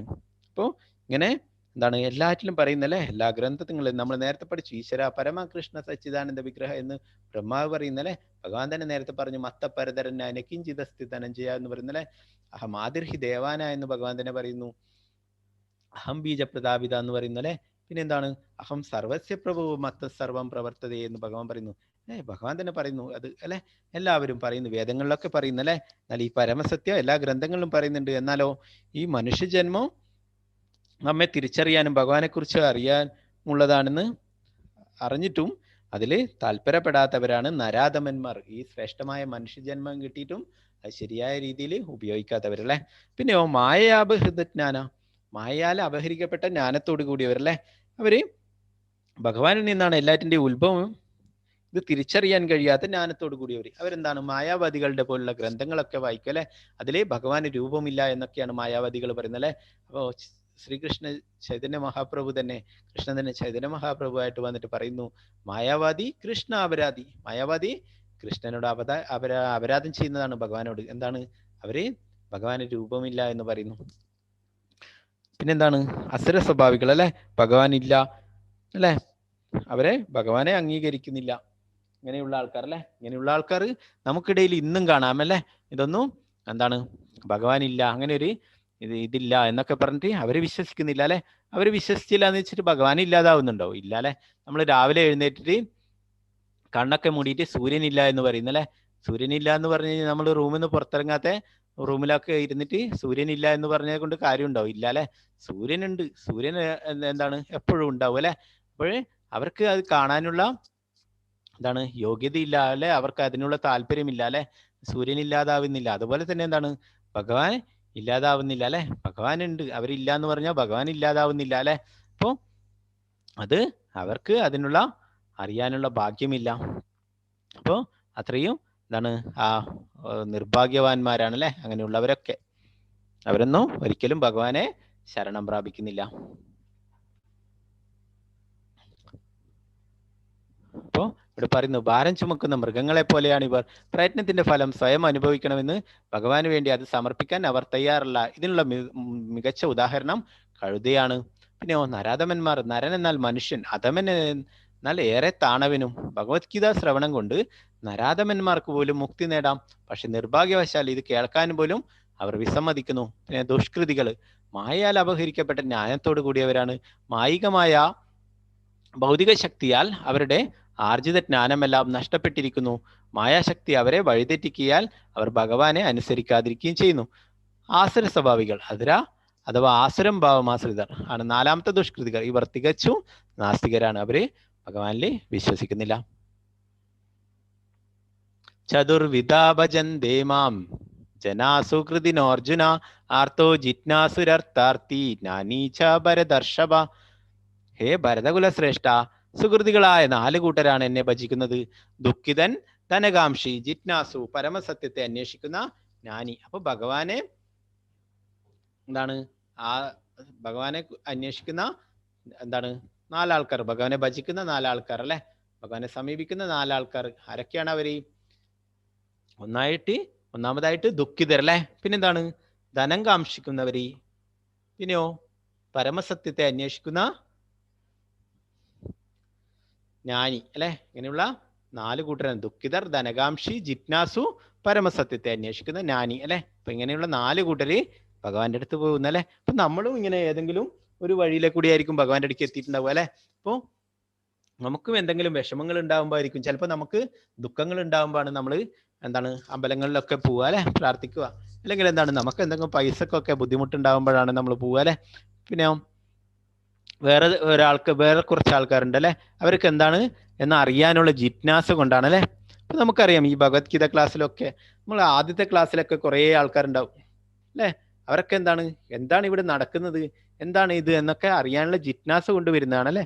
പിന്നീട് എന്താണ് അവർക്ക് നിർഭാഗ്യം എന്നാ പറയാം, അവർക്ക് എന്താണ് ഇതിനോടൊന്നും താല്പര്യം ഉണ്ടാവില്ല അല്ലെ, അവരതിൽ നിന്ന് വിട്ടുപോകുന്നു. പിന്നെയോ ജ്ഞാനികള് അവരെന്താണ് ഭഗവാനെ കുറിച്ച് കൂടുതൽ മനസ്സിലാക്കുന്ന അല്ലെ, ആ പരമസത്യത്തെക്കുറിച്ച് എന്താണ് അന്വേഷിക്കുന്നു, അങ്ങനെയുള്ള ജ്ഞാനികൾ അല്ലെ. അപ്പോൾ ഇങ്ങനെ 4 കൂട്ടരാണുള്ളത്. അപ്പോൾ നമ്മളും എന്തെങ്കിലും കാര്യത്തിനായിരിക്കും അല്ലെ, ഒന്നിക്കലും നമുക്ക് ദുഃഖങ്ങൾ ഉണ്ടാകുമ്പോഴാണ് ഭഗവാന്റെ അടുത്ത് പോവുക അല്ലെ, നമ്മളെ ഭഗവാനെ കൂടുതൽ പ്രാർത്ഥിക്കുക അല്ലെ. പിന്നെ പണത്തിന് ബുദ്ധിമുട്ടുണ്ടാകുമ്പോൾ. അപ്പോൾ ഇങ്ങനെ ഏതെങ്കിലും തരത്തിലായിരിക്കും നമ്മളൊക്കെ എത്തിയിട്ടുണ്ടാവുക അല്ലെ. എന്നാൽ നമ്മൾ കൃഷ്ണാബോധത്തിൽ എത്തിക്കഴിഞ്ഞാൽ നമുക്ക് മനസ്സിലാകാം അല്ലെ, ഈ എന്താണ് ദുഃഖങ്ങളൊക്കെ നമ്മൾ പഠിച്ചു അല്ലെ, സുഖവും ദുഃഖവും വേനൽക്കാലവും മഞ്ഞുകാലവും ഒക്കെ പോലെ വന്നും പോയിക്കൊണ്ടേയിരിക്കും അല്ലെ. അതൊക്കെ എന്താണ് നമ്മുടെ കർമ്മത്തിന്റെ ഫലമാണ് അല്ലെ. അതൊക്കെ നമുക്ക് വന്നും പോയിക്കൊണ്ടിരിക്കും. നമ്മൾ എന്താണ് ദുഃഖങ്ങൾ വരാനായിട്ട് പ്രയത്നിക്കുന്നില്ല അല്ലെ. അതുപോലെ തന്നെ എന്താണ് സുഖവും നമുക്ക് അത് വന്നുകൊണ്ടേയിരിക്കും അല്ലെ. പിന്നെ എന്താണ് പണമൊക്കെ അല്ലെ. പണം എന്താണ് നമ്മൾ ചെയ്ത പുണ്യകർമ്മങ്ങളുടെ ഫലമായിട്ടാണ് ഒരാൾ ധനവാനാവുന്നതും ഒരാൾക്ക് സൗന്ദര്യം ഉണ്ടാവുന്നതും വിദ്യാഭ്യാസം ഉണ്ടാവുന്നതും അങ്ങനെയുള്ള കാര്യങ്ങളൊക്കെ ഉണ്ടാകുന്നത് അവർ ചെയ്ത പുണ്യകർമ്മങ്ങളുടെ ഫലമായിട്ടാണ് അല്ലെ. അപ്പോൾ അതിലൊന്നും നമ്മൾ കൃഷ്ണാബോധത്തിലാവുമ്പോൾ നമ്മൾ എന്താണ് ഭഗവാനോട് ഭഗവാന്റെ ഭക്തി മാത്രമാണ് നമ്മൾ ആവശ്യപ്പെടുക അല്ലെ, മറ്റൊന്നും നമ്മൾ ആവശ്യപ്പെട്ടില്ല. ചൈതന്യ മഹാപ്രഭു തന്നെ ആ ശിഷ്യാഷ്ടകത്തിൽ പറയുന്നു, ന ധനം ന ജനം ന സുന്ദരീം കവിതാം വാം ജഗദീശ കാമയേ മമ ജന്മനി ജന്മനീശ്വരേ ഭവതാർ ഭക്തിരഹേതുഗീതൈ. ചൈതന്യ മഹാപ്രഭു ആ ശിഷ്യാഷ്ടകത്തിൽ പറയുന്നു, എനിക്ക് ധനത്തിനോട് ആസക്തിയില്ല, ധനം ആവശ്യമില്ല. ന ധനം ന ജനം, എനിക്ക് അനേകം അനുയായികളെയും ആവശ്യമില്ല. പിന്നെയോ ഞാൻ സുന്ദരിയും, എനിക്ക് സുന്ദരിയായ സ്ത്രീകളെയും ആവശ്യമില്ല. ധനം ന ജനം ന സുന്ദരിയും കവിതാം മാം ജഗദീശ കാമേ മമ ജന്മനി ജന്മനീശ്വരേ ഭവതാർ ഭക്തിരഹേതുകി. എനിക്ക് എത്രയെങ്കിലും ജന്മങ്ങൾ ഉണ്ടായിക്കോട്ടെ, എന്നാലും അതിലൊക്കെ ഞാൻ ഭഗവാന്റെ ഭക്തി ഉണ്ടായാൽ മതി, ഭഗവാന്റെ ഭക്തനായി തീർന്നാൽ മതി, ഭഗവാന്റെ ഭക്തിയുടെ സേവനങ്ങൾ ചെയ്യാൻ കഴിഞ്ഞാൽ മതി എന്നാണ് ചൈതന്യ മഹാപ്രഭു പ്രാർത്ഥിക്കുന്നത്. ആ ഒരു ഭക്തൻ എങ്ങനെയായിരിക്കണമെന്ന് നമുക്ക് കാണിച്ചു തരുന്നതാണ് ചൈതന്യ മഹാപ്രഭു. കൃഷ്ണൻ കുറെ കാര്യങ്ങൾ നമുക്ക് ഉപദേശങ്ങൾ തരുന്നല്ലേ ഭഗവത്ഗീതയിൽ. എന്നാൽ അത് പ്രാക്ടിക്കലായിട്ട് കാണിച്ചു തരാൻ വേണ്ടിയിട്ടാണ് ചൈതന്യ മഹാപ്രഭു ഒരു ഭക്തനായിട്ട് അവതരിച്ചിട്ടുള്ളത്, ഭക്തന്റെ രൂപത്തിൽ വന്നിട്ടുള്ളത്. ചൈതന്യ മഹാപ്രഭു പറയുന്നു എന്താണ്, നമ്മൾ ഒരു ഭക്തൻ മോക്ഷത്തെ പോലും എന്താണ് ചിന്തിക്കൂല അല്ലെ. മോശം നേടിക്കഴിഞ്ഞാൽ പിന്നെ ജന്മങ്ങൾ ഉണ്ടാവുമോ? ചൈതന്യ മഹാപ്രഭു ഇവിടെ പറയുന്നത് മമ ജന്മനി ജന്മനീശ്വരേ ഭവതാർ ഭക്തിരഹേതുക. എനിക്ക് എത്രയോ ജന്മങ്ങൾ ഉണ്ടായിക്കോട്ടെ, എന്നാലോ അതിലൊക്കെ എനിക്ക് ഭഗവാനെ ഓർക്കാൻ സാധിച്ചാൽ മതി, ഭഗവാന്റെ ഭക്തിയുടെ സേവനങ്ങൾ ചെയ്യാൻ സാധിച്ചാൽ മതി അല്ലെ. അതായിരിക്കണം നമ്മുടെ പ്രാർത്ഥന. നമ്മൾ എപ്പോഴും ഭഗവാന്റെ ഭക്തി ലഭിച്ചാൽ മതി അല്ലെ. ആ ധ്രുവ മഹാരാജാവ് ഭക്ത പ്രഹ്ലാദ് എന്നൊക്കെ, ഭക്ത പ്രഹ്ലാദനോട് ഭഗവാൻ പ്രത്യക്ഷപ്പെട്ടിട്ടപ്പോൾ നരസിംഹദേവൻ പ്രത്യക്ഷപ്പെട്ടിട്ട് ചോദിക്കുന്നു, നീ എന്തെങ്കിലും വരങ്ങൾ ചോദിക്കൂ എന്ന് പറയുന്നു. അപ്പോൾ ആ എന്താണ് ഭക്ത പ്രഹ്ലാദൻ പറയും, എനിക്ക് യാതൊന്നിന്റെ ആവശ്യമില്ല. അല്ല, അങ്ങനെയല്ല, എന്താണ് ഭഗവാൻ പ്രത്യക്ഷപ്പെട്ട് കഴിഞ്ഞാൽ എന്തെങ്കിലും വരങ്ങൾ ചോദിക്കണം അല്ലെ. അപ്പോ അങ്ങനെ നിർബന്ധിച്ചപ്പോൾ എന്താണ് ആ ഭക്ത പ്രഹ്ലാദൻ പറഞ്ഞ്, എനിക്ക് ഭൗതികമായിട്ടുള്ള ഒരു ആഗ്രഹങ്ങളും തോന്നാതുള്ള വരം വേണമെന്ന്, ഭൗതികമായിട്ടുള്ള യാതൊന്നും ആവശ്യപ്പെടാതിരിക്കാനുള്ള വരം വേണമെന്നാണ് ആ ഭഗവാനോട് ആവശ്യപ്പെട്ടത്. ആ ധ്രുവ മഹാരാജാവ് അല്ലെ, ധ്രുവ മഹാരാജാവ് രാജാവിനെ എന്താണ് തന്റെ പിതാവിനേക്കാളും വലിയ സാമ്രാജ്യം വേണം, രാജ്യം വേണമെന്ന് ആഗ്രഹിച്ചിട്ടാണ് കാട്ടിലേക്ക് പോയിട്ട് എന്താണ് തപസ് ചെയ്തത് അല്ലെ. അവസാനം ഭഗവാൻ പ്രത്യക്ഷപ്പെട്ടപ്പോൾ ആ ഭഗവാന്റെ രൂപം കണ്ടപ്പോൾ അദ്ദേഹം പറഞ്ഞു, എനിക്ക് വേറൊന്നും വേണ്ട, ഈ രൂപം എപ്പോഴും ഓർക്കാൻ കഴിഞ്ഞാൽ മതി, ഭഗവാനെ കുറിച്ച് എന്താണ് കീർത്തിക്കാൻ കഴിഞ്ഞാൽ മതി എന്ന് ഒറ്റ അത് മാത്രമേ പറയുന്നുള്ളൂ അല്ലെ, വേറെ യാതൊന്നും ആവശ്യമില്ല എന്ന് പറയുകയുണ്ടായി. അപ്പോൾ യഥാർത്ഥത്തിൽ എന്താണ് നമുക്ക് ഈ ഭൗതിക ആവശ്യം, എന്നാലോ ഭഗവാൻ ആ ധ്രുവലോകം തന്നെ നൽകിയിട്ട് ധ്രുവ മഹാരാജാവിന് നൽകിയുണ്ടായി. അപ്പൊ നമ്മൾ എന്താണ് ഭഗവാന്റെ അടുത്ത് പോയിട്ട് നമുക്ക് അത് വേണം ഇത് വേണം എന്നൊക്കെ പറഞ്ഞിട്ട് ആവശ്യപ്പെടുകയല്ല വേണ്ടത്. അതൊക്കെ എന്താണ് നമ്മളെക്കാളും എന്താണ് കൂടുതലായിട്ട് ഭഗവാൻ അറിയാം അല്ലെ. നമുക്ക് എന്തെല്ലാമാണ് ആവശ്യമെന്ന് നമ്മളെക്കാളും കൂടുതലായിട്ട് ആർക്കറിയാം? നമ്മുടെ ഹൃദയത്തിലിരിക്കുന്ന പരമാത്മാവായിട്ടിരിക്കുന്ന ഭഗവാൻ അറിയാം. ഇവൻ എന്തൊക്കെ കാര്യങ്ങൾ വേണം, ഇവൻ എന്തൊക്കെ കാര്യങ്ങൾ കൊടുത്താൽ ഇവൻ അധപ്പതിച്ചു പോകും, ഇവൻ എന്നെ മറന്നു പോകും എന്നൊക്കെ ഭഗവാന് കൃത്യമായിട്ട് അറിയാം അല്ലെ. അപ്പൊ നമുക്ക് എന്താണ് അവശ്യരക്ഷതേ കൃഷ്ണ എന്ന് പറയും. നമുക്ക് ആവശ്യമുള്ളപ്പോൾ ഭഗവാൻ തീർച്ചയായിട്ടും നമ്മളെ രക്ഷിക്കും അല്ലെ. ആ ദ്രൗപദിയെ വസ്ത്രാക്ഷേപം നടത്തുമ്പോൾ ആ ഭഗവാന്റെ നാമം ജപിച്ചല്ലേ, ഭഗവാന്റെ നാമം വിളിച്ചപ്പോൾ ഭഗവാൻ അവിടെ സാരിയുടെ രൂപത്തിലെത്തിയല്ലേ. ആ ഗജേന്ദ്രനെ എത്രയോ ആ മുതലയുടെ പിടിയിൽ നിന്ന് രക്ഷപ്പെടാൻ വേണ്ടിയിട്ട് ഒരു പുഷ്പം എടുത്തിട്ട് ഭഗവാനെ പ്രാർത്ഥിച്ചുകൊണ്ട് സമർപ്പിച്ചപ്പോൾ ഭഗവാൻ വന്നല്ലേ. അവരൊക്കെ എന്താണ് ഭഗവാന്റെ നാമമാണ് വിളിച്ചത് അല്ലെ. അപ്പോൾ ആ ഭഗവാന്റെ നാമത്തിലാണ് എല്ലാ ശക്തിയുള്ളത്. ആ ഭക്തപ്രഹ്ലാദൻ ഭഗവാന്റെ തിരുനാമമാണ് ജപിച്ചതല്ലേ.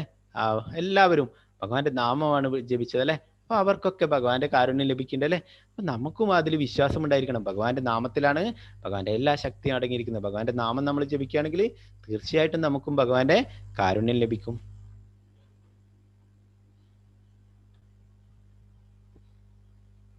അപ്പൊ ഇവിടെ കുറെ ഉദാഹരണങ്ങൾ പറയുന്നത് നേരത്തെ പറഞ്ഞില്ലേ, എന്താണ് ആ ഗജേന്ദ്രൻ അല്ലെ. ഗജേന്ദ്രനെ ദുഃഖങ്ങൾ ഉണ്ടായപ്പോൾ ആ മുതലയുടെ പിടിയിൽ നിന്ന് രക്ഷപ്പെടാൻ വേണ്ടിയിട്ടാണ് വിളിച്ചതല്ലേ, ഭഗവാനെ പ്രാർത്ഥിച്ചു. എന്താണ്, ഇന്ദ്രദ്യുമ്ന മഹാരാജാവായിരുന്നു പൂർവ്വജന്മത്തിൽ. അതുകൊണ്ട് തന്നെ ആ ഭഗവാനെ കുറിച്ചുള്ള പ്രാർത്ഥനകളൊക്കെ ഓർമ്മ വന്നു.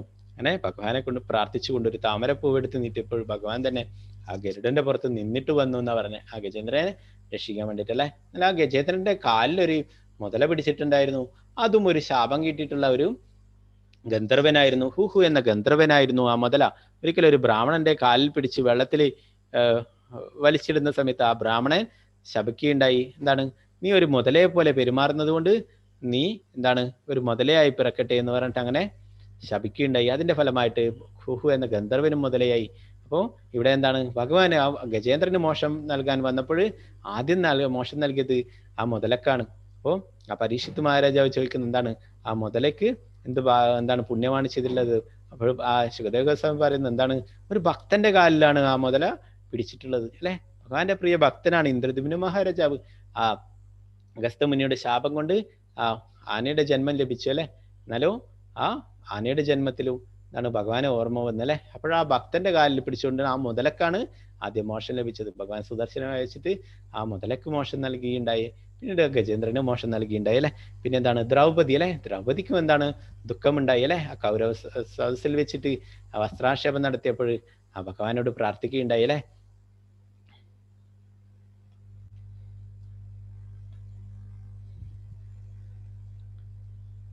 പിന്നെന്താണ് ഇത്, വാട്ടിക. വാട്ടിക ആ ശുകദേവ ഗോസ്വാമിയുടെ മാതാവ് ശുകദേവ ഗോസ്വാമി 16 വർഷം ആ വാട്ടികയുടെ ഗർഭത്തിലിരിക്കുകയുണ്ടായി. അപ്പോഴെന്താണ്, പുറമേക്ക് വന്നു കഴിഞ്ഞാൽ മായയിൽ പെട്ടുപോകും, ഈ ഭൗതിക ലോകത്തിൽ പറഞ്ഞു കഴിഞ്ഞാൽ മായയിൽ പെട്ടുപോകും എന്ന് പറഞ്ഞ് ആ 16 വർഷം ആ ഗർഭത്തിൽ ഇരിക്കുകയുണ്ടായി. ഭഗവാൻ തന്നെ പോയിട്ട് ആ വാട്ടികയുടെ അടുത്ത് പോയിട്ട് ആ എന്താണ് അദ്ദേഹത്തോട് പറയുകയുണ്ടായി. എന്താണ്, ആ ശുകദേവ ഗോസ്വാമിയോട് പറയുകയുണ്ടായി, ശുകദേവിനോട് പറയുകയുണ്ടായി, നീ പുറത്തേക്ക് വന്നോളൂ, നീ ഒരിക്കലും മായയിൽ പെടില്ല എന്ന് പറഞ്ഞിട്ട് ഭഗവാൻ തന്നെ അദ്ദേഹത്തിന് ഉറപ്പ് കൊടുക്കുകയുണ്ടായി. അങ്ങനെയാണ് ആ എന്താണ് അദ്ദേഹം പിറന്നത്. അദ്ദേഹത്തിന്റെ അതിന്റെ പിന്നിൽ വേറൊരു ഇത് കൂടിയുണ്ട്. ആ ശുഗ എന്ന തത്തയായിരുന്നു അത്.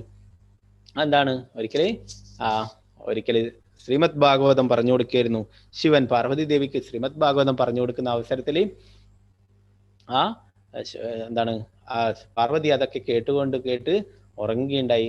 ആദ്യം മൂളുന്നുണ്ടായിരുന്നു. അപ്പൊ ശിവൻ കേൾക്കുന്നുണ്ടെന്ന് പറഞ്ഞ് വീണ്ടും വീണ്ടും പറഞ്ഞു കൊടുക്കുന്നുണ്ടായിരുന്നു. അപ്പോൾ ഈ ശുഗ എന്ന തത്തയും അവിടെ ഉണ്ടായിരുന്നു. ആ ശുഗ എന്ന തത്ത ശിവൻ പറയുന്നതിനൊക്കെ മൂളി അവസാനം ശിവൻ നോക്കുമ്പോൾ ആ എന്താണ് അവിടെ പാർവതി ഉറങ്ങുന്നു. പിന്നെ ആരാണ് എന്നെ ഇങ്ങനെ കബളിപ്പിക്കുന്നത് എന്ന് നോക്കുമ്പോൾ അവിടെ ഒരു തത്ത ഇരുന്നിട്ട് ഒക്കെ അതിനൊക്കെ ഇങ്ങനെ മൂളിക്കൊണ്ടേയിരിക്കുന്നു. അപ്പോഴാ ആ ശിവന് എന്താണ് ദേഷ്യം വരികയും ആ തത്തയുടെ പിന്നാലെ ഓടുകയും ചെയ്തിട്ടുണ്ടായി. അപ്പോൾ എന്താണ്, ആ ഭാഗവതം കേട്ട് കഴിഞ്ഞാൽ എന്താണ് എല്ലാവരുടെ പാപങ്ങളും ഒക്കെ നശിക്കുന്നു പറയുന്നല്ലേ. അപ്പൊ ഭാഗവതം ആര് കേട്ടാലല്ലേ, അപ്പൊ ഈ തത്തയും കേട്ടു അല്ലെ, അത് തെറ്റല്ല. അപ്പോഴേ ആ തത്ത നേരെ പോയിട്ട് ആ വാട്ടികയുടെ വായിലേക്ക് കയറുകയുണ്ടായി. അങ്ങനെ അതാണ് പിന്നീട് ശുകദേവ ഗോസ്വാമി ആയിട്ട് വരികയുണ്ടായി. ആ ശുകദേവ ഗോസ്വാമിയാണ് പരീക്ഷിത് മഹാരാജാവിന് ശ്രീമദ് ഭാഗവതം പറഞ്ഞു കൊടുത്തത് അല്ലെ. അപ്പോൾ ഈ വാട്ടികയും എന്താണ് ആ ദുഃഖത്തില് പറഞ്ഞിട്ടുണ്ടായി. പിന്നെ ഇവിടെ നിങ്ങൾക്ക് കാണാം പരീക്ഷിത് മഹാരാജാവ് അല്ലെ. പരീക്ഷിത് മഹാരാജാവ് എന്താണ് 7 ദിവസം കൊണ്ട് തർഷകൻ കടിച്ചിട്ട് മരിക്കുമെന്ന് പറയുകയുണ്ടായി അല്ലെ, ശാപം കിട്ടുകയുണ്ടായി. അപ്പോഴെന്താണ് ആ 7 ദിവസത്തിനുള്ളിൽ എന്താണ് ചെയ്യാൻ പറ്റിയുള്ള ശ്രേഷ്ഠമായ കാര്യം എന്ന് അന്വേഷിക്കുകയുണ്ടായി അല്ലെ. അപ്പൊ നമ്മളും അതുപോലെയാണ്. നമുക്ക് പരീക്ഷിത് മഹാരാജാവിന് 7 ദിവസം ഉണ്ടായിരുന്നു അല്ലെ. നമുക്ക് എത്ര ദിവസമുണ്ട് നമുക്ക് തന്നെ അറിയില്ല അല്ലെ. അടുത്ത നിമിഷം ഉണ്ടാവുമോ നാളെ ഉണ്ടാവുമോ എന്നും നമുക്കറിയില്ല അല്ലെ. അപ്പൊ നമുക്ക് യാതൊരു ഗ്യാരണ്ടിയും ഇല്ല അല്ലെ. യമസ്യ കരുണാനാസ്തി കർത്തവ്യം ഹരികീർത്തനം. യമന് യാതൊരു കരുണയുമില്ല, കാരുണ്യവുമില്ല. എന്താണ് നമ്മളപ്പോ ചെയ്യേണ്ടത്, എന്താണ് കർത്തവ്യം ഹരികീർത്തനം, ഭഗവാന്റെ തിരുനാമം ജപിക്കലാണ് നമ്മുടെ കർത്തവ്യം അല്ലെ. അപ്പൊ എന്താണ് ആ പരീക്ഷിത് മഹാരാജാവ് അങ്ങനെ ശുകദേവ ഗോസ്വാമിയോട് ചോദിക്കുകയുണ്ടായി. അപ്പോൾ പറഞ്ഞു 7 ദിവസം കൊണ്ട് നീ ശ്രീമദ് ഭാഗവതം കേൾക്കണം എന്ന് പറയുകയുണ്ടായി. അങ്ങനെ ശ്രീമദ് ഭാഗവതം പറഞ്ഞു കൊടുക്കുകയുണ്ടായി അല്ലെ. അങ്ങനെ പരീക്ഷിത് മഹാരാജാവ് 7 ദിവസം കഴിഞ്ഞപ്പോൾ പരീക്ഷിത് മഹാരാജാവിനോട് മരണത്തെക്കുറിച്ച് ചോദിച്ചപ്പോൾ പരീക്ഷിത് മഹാരാജാവ് പറഞ്ഞത്, അതിനെ ഞാൻ ജനിച്ചിട്ട് വേണ്ടേ മരിക്കാൻ എന്ന്. അപ്പോൾ നമ്മൾ പഠിച്ചല്ലേ, നമ്മളൊക്കെ ആത്മാവാണ്, ആത്മാവിനൊരിക്കലും നാശമില്ല അല്ലെ, അത് ശാശ്വതമായിട്ടുള്ളതാണ് അല്ലെ. നമ്മുടെ ഈ ശരീരമാണ് നശിക്കുക അല്ലെ. അപ്പോൾ അങ്ങനെ പരീക്ഷിത് മഹാരാജാവ് ആ തർഷകന്റെ കടിയിൽ നിന്ന് രക്ഷപ്പെടാൻ വേണ്ടിയിട്ട് ശുകദേവ ഗോസ്വാമിയെ സമീപിക്കുകയുണ്ടായി. നേരത്തെ പറഞ്ഞല്ലേ ധ്രുവ മഹാരാജാവ് ആ പിതാവിനേക്കാളും വലിയ സാമ്രാജ്യം വേണം എന്ന് രാജ്യം വേണം എന്ന് ആഗ്രഹിച്ചിട്ടാണ് ഭഗവാനെ തപസ് ചെയ്തത് അല്ലെ. സുഗ്രീവൻ നമുക്കറിയാം ശ്രീരാമചന്ദ്ര ഭഗവാനുമായിട്ട് ആ സഖ്യത്തിൽ ഏർപ്പെട്ടു അല്ലെ. എന്തിനാണ്? തന്റെ രാജ്യത്തെയും തന്റെ പത്നിയെയും ഒക്കെ വീണ്ടെടുക്കാൻ വേണ്ടിയിട്ട് ബാലിയിൽ നിന്നല്ലേ. പിന്നെയോ ഇവിടെ ആ ശൗനകാദി ഋഷികള് സൂതഗാസ്വാമിയിൽ നിന്ന് ആ ഭഗവാനെ കുറിച്ച് കേൾക്കുകയുണ്ടായി അല്ലെ. അവരൊക്കെ ഭഗവാനെ കുറിച്ച് അറിയാനുള്ള താല്പര്യമുള്ളവരായിരുന്നു. സോ ഭഗവാൻ ഇവിടെ പറയുന്നു, നേരത്തെ പറഞ്ഞവരിൽ വെച്ചിട്ട് ജ്ഞാനിയാണ്. എന്താണ് ആ ഭഗവാന് പ്രിയപ്പെട്ടത്? ബഹൂനാം ജന്മനാം അന്തേ നാനവാൻ മാം പ്രപത്യതേ വാസുദേവ സർവമിതി സമഹാത്മാസു ദുർലഭ. ബഹൂനാം ജന്മനാം അന്തേ എന്ന ഭഗവാൻ ഇവിടെ പറയുന്നു. അസംഖ്യം ജന്മമരണങ്ങൾക്ക് ശേഷം ജ്ഞാനവാനായ വ്യക്തി സർവജ്ഞനാണ്, കാരണങ്ങൾക്കും കാരണഭൂതനും സർവവ്യാപിയും എന്ന് മനസ്സിലാക്കി എന്നെ അവർ ശരണം പ്രാപിക്കുന്നു. അപ്രകാരമുള്ള മഹാത്മാക്കൾ വളരെ വിരളമാണ്. അപ്പോ നമുക്കൊക്കെ ഈ കൃഷ്ണാബോധം ലഭിച്ചു അല്ലെ. നമ്മള് എത്രയോ ജന്മങ്ങൾ കഴിഞ്ഞിട്ട് എത്രയോ ജന്മമരണങ്ങൾക്ക് ശേഷമാണ് നമുക്ക് എന്താണ് കൃഷ്ണനാണ് പരമദിവ്യോത്ത പുരുഷൻ എന്ന ആ സത്യം മനസ്സിലാകുന്നത് അല്ലെ. ഭഗവാനെയാണ് നമ്മൾ ആരാധിക്കേണ്ടത്, ഭഗവാന്റെ തിരുനാമമാണ് ജപിക്കേണ്ടതെന്നൊക്കെ നമ്മൾ മനസ്സിലാക്കുന്നത് അല്ലെ. അപ്പോൾ അങ്ങനെയുള്ള മഹാത്മാക്കൾ വളരെ വിരളമാണെന്ന് പറയുന്നു. അപ്പൊ നിങ്ങളൊക്കെ എത്രയോ ഭാഗ്യം ചെയ്തവരാ. അതുകൊണ്ടാണ് നിങ്ങൾക്ക് അതാണ് ആ കൃഷ്ണാബോധം ലഭിക്കാനിടയായത്. നിങ്ങൾക്കൊക്കെ ആ ഭഗവാനെ കുറിച്ച് മനസ്സിലാക്കാൻ സാധിക്കുന്നത് അല്ലെ. കൃഷ്ണനാണ് പരമദിവ്യോത്തം പുരുഷൻ, ആ ഭഗവാന്റെ അംശമാണ് നമ്മളൊക്കെ അല്ലെ. ഭഗവാന്റെ സേവനം ചെയ്യുകയാണ് നമ്മുടെ ലക്ഷ്യം. ഇതൊക്കെ ഭഗവാന്റെ തിരുനാമം ജപിക്കണം അല്ലെ, ഭക്തിയുത സേവനങ്ങൾ ചെയ്യണം. ഇതൊക്കെ മനസ്സിലാക്കുന്നല്ലേ. എന്താണ് നമ്മൾ അനേകം ജന്മങ്ങൾക്ക് ശേഷമാണ് നമുക്ക് ഈ ശ്രേഷ്ഠമായിട്ടുള്ള കാര്യം മനസ്സിലാവുന്നത്.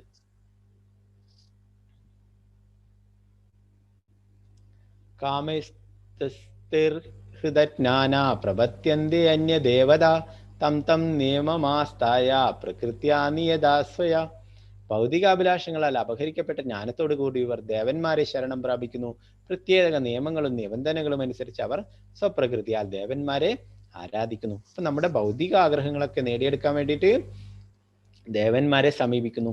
അവരെന്താണ്? അവരൊക്കെ ക്ഷിപ്രപ്രസാദികളാണ് അല്ലെ. അവരൊക്കെ എന്താണ്? അവരെ സമീപിച്ചു കഴിഞ്ഞാൽ അവർ തീർച്ചയായിട്ടും നമ്മുടെ ആഗ്രഹങ്ങളൊക്കെ സാധിച്ചിരുന്നല്ലേ. കാരണം മഹാദേവൻ ശിവൻ അല്ലെ, വൈഷ്ണവാനാം യഥാശംഭു, ഏറ്റവും ഉത്തമനായ വൈഷ്ണവനാണ്. അപ്പോൾ ആ ശിവനെ എപ്പോഴും ഭഗവാനെ ധ്യാനിച്ചുകൊണ്ടിരിക്കുന്നത്, സംഘർഷ ഭഗവാനെ, ഭഗവാന്റെ തന്നെ വിസ്തരണമായ സംഘർഷ ഭഗവാനെ. അപ്പൊ ആ ധ്യാനിച്ചുകൊണ്ടിരിക്കുമ്പോഴായിരിക്കും നമ്മൾ അവിടെ പോയിട്ട് നമുക്ക് ഇന്ന വിഷമമുണ്ട്, ഇന്നത് തീർത്തു തരണം, നമുക്ക് ഇന്ന പൈസയുടെ ആവശ്യമുണ്ട്, നമുക്ക് അത് കാര്യം സാധിച്ചു തരണം, ഇത് വേണം എന്നൊക്കെ പറഞ്ഞിട്ട് നമ്മൾ അവിടെ പോയി ചോദിക്കുക അല്ലെ. ഭഗവാനെ ധ്യാനിച്ചുകൊണ്ടിരിക്കുന്നതാ ശിവൻ അല്ലെ. അപ്പൊ ഒക്കെ എല്ലാം സാങ്ഷൻ ചെയ്ത് കൊടുക്കും അല്ലെ. എല്ലാം നമുക്ക് എന്താണ് അതൊക്കെ ശരിയാക്കി തരും അല്ലെ. എന്താണ് ഭഗവാനെ ധ്യാനിച്ചുകൊണ്ടിരിക്കുന്നത്, അതിനിടയിൽ നമ്മൾ പോയിട്ട് ഇങ്ങനെ ഓരോരോ കാര്യങ്ങൾ പറയുമ്പോൾ അതൊക്കെ വേഗത്തിൽ സാധിച്ചിരുന്നല്ലേ. അപ്പൊ എല്ലാം ദേവീദേവന്മാരൊക്കെ ഭഗവാനെ ധ്യാനിച്ചുകൊണ്ടിരിക്കില്ല. നമുക്കറിയാം ബ്രഹ്മാവ് 4 തലയുള്ള ബ്രഹ്മാവ് ജപിക്കുന്നു ഭഗവാനെ അല്ലെ, ശിവൻ ജപിക്കുന്നു. പിന്നെന്താണ് എല്ലാവരും അങ്ങനെയുള്ള സരസ്വതി ദേവിയുടെ കയ്യിൽ നിങ്ങൾക്ക് കാണാൻ ജപമാല. എല്ലാവരും ആ കൃഷ്ണനെയാണ് ജപിക്കുന്നത്. നമുക്കറിയാം ആ ശബരിമല അയ്യപ്പൻ അല്ലെ. ശബരിമല അയ്യപ്പനെ കുറിച്ച് എന്താ ഒരു കീർത്തനം ഉണ്ടല്ലോ, ഹരിവരാസനം വിശ്വമോഹൻ. എന്താണ്? ഹരിയുടെ വരത്തിനായിട്ട് ആസനസ്ഥനായിരിക്കുകയാണ് അല്ലെ. എന്താണ്? തപസ് ചെയ്യുന്ന രീതിയിലാണ് അവിടെയുള്ള അല്ലെ.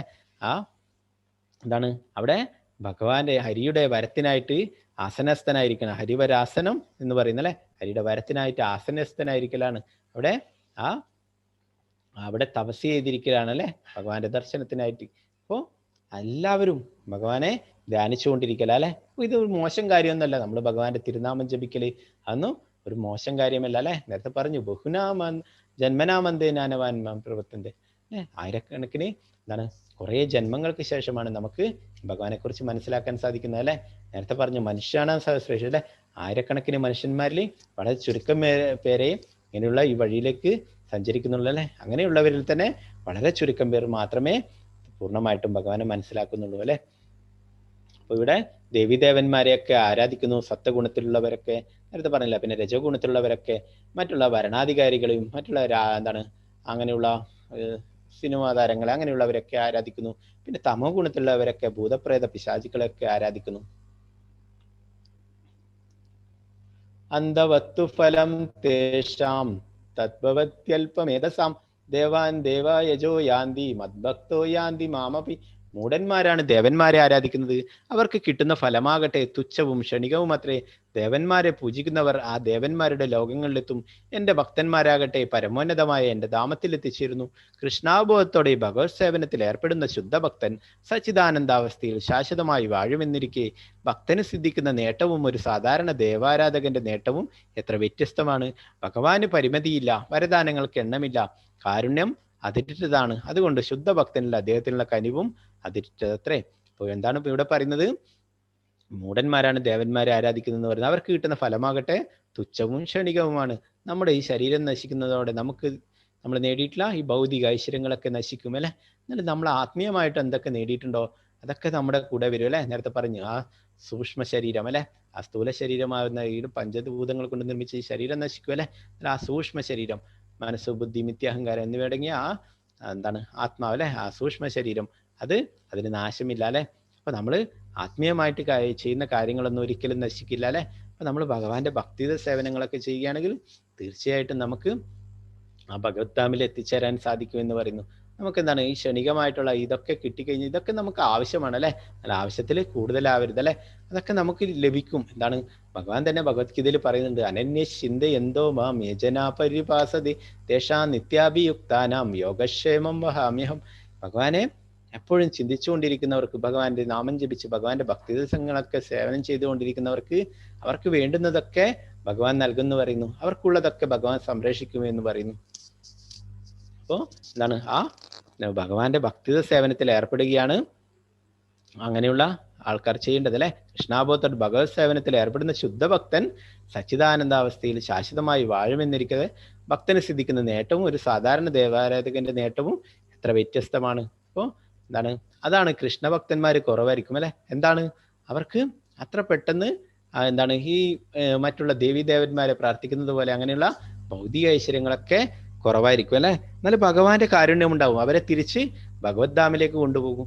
മറ്റുള്ള ദേവീദേവന്മാരെ ഒക്കെ പൂജിക്കുന്നവർക്ക് എന്താ സംഭവിക്കുക? അവരവരുടെ ലോകങ്ങളിൽ അല്ലെ, സ്വർഗലോകങ്ങളിലും മറ്റുള്ള ലോകങ്ങളിലൊക്കെ എത്തിച്ചേരും. എന്നാല് ഭഗവാൻ തന്നെ പറയുന്നു, ആ ബ്രഹ്മ ഭുവനാർ ലോക പുനരാവർത്തനോർജന. ബ്രഹ്മലോകത്തോളം നമ്മൾ പോയാലും വീണ്ടും ഇവിടെ പുനർജനിക്കേണ്ടി വരും അല്ലെ.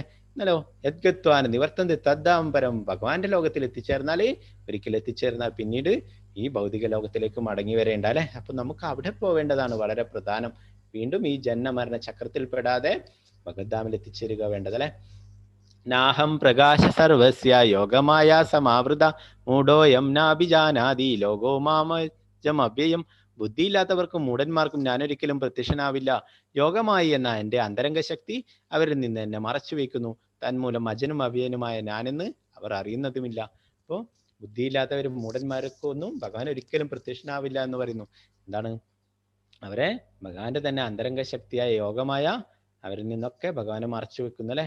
തന്മൂലം ഭഗവാനെ കുറിച്ച് അവര് അറിയുന്നില്ല. വേദാഹം സമതീതാനി വർത്തമാനാനി ചാർജുന ഭവിഷ്യാണി ച ഭൂതാനി മാം തു വേദന കശന. ഹേ അർജുന, പരമപുരുഷനായ എനിക്ക് പണ്ടുണ്ടായതും ഇന്ന് സംഭവിക്കുന്നതും മേലിൽ വരാൻ പോകുന്നതുമായ എല്ലാം അറിയാം. എല്ലാ ജീവാത്മാക്കളും എനിക്ക് സുപരിചിതരാണ്, പക്ഷെ എന്നെ ആർക്കും അറിയാൻ വയ്യ. അപ്പൊ ഭഗവാൻ ഇവിടെ എന്താ പറയുന്നത്?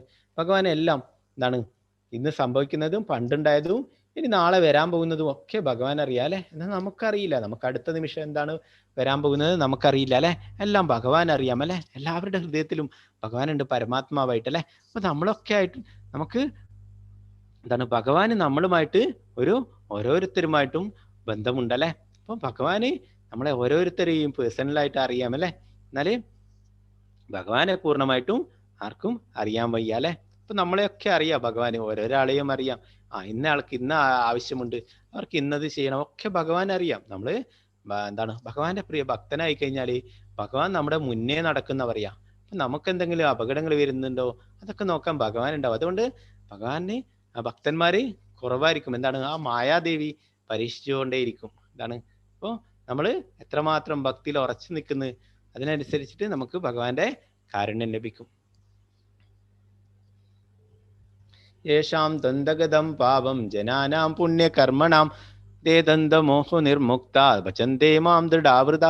പൂർവജന്മങ്ങളിലും ഈ ജന്മത്തിലും പുണ്യകർമ്മങ്ങൾ ചെയ്തിട്ടുള്ളവർ അവരുടെ ഈ പാപഫലങ്ങൾ നിർമ്മാർജ്ജനം ചെയ്ത് ദ്വന്ദ്മോഹങ്ങളിൽ നിന്ന് വിമുക്തരാകുന്നു. അങ്ങനെ അവർ ദൃഢനിശ്ചയത്തോടെ എൻ്റെ സേവനത്തിൽ മുഴുകും.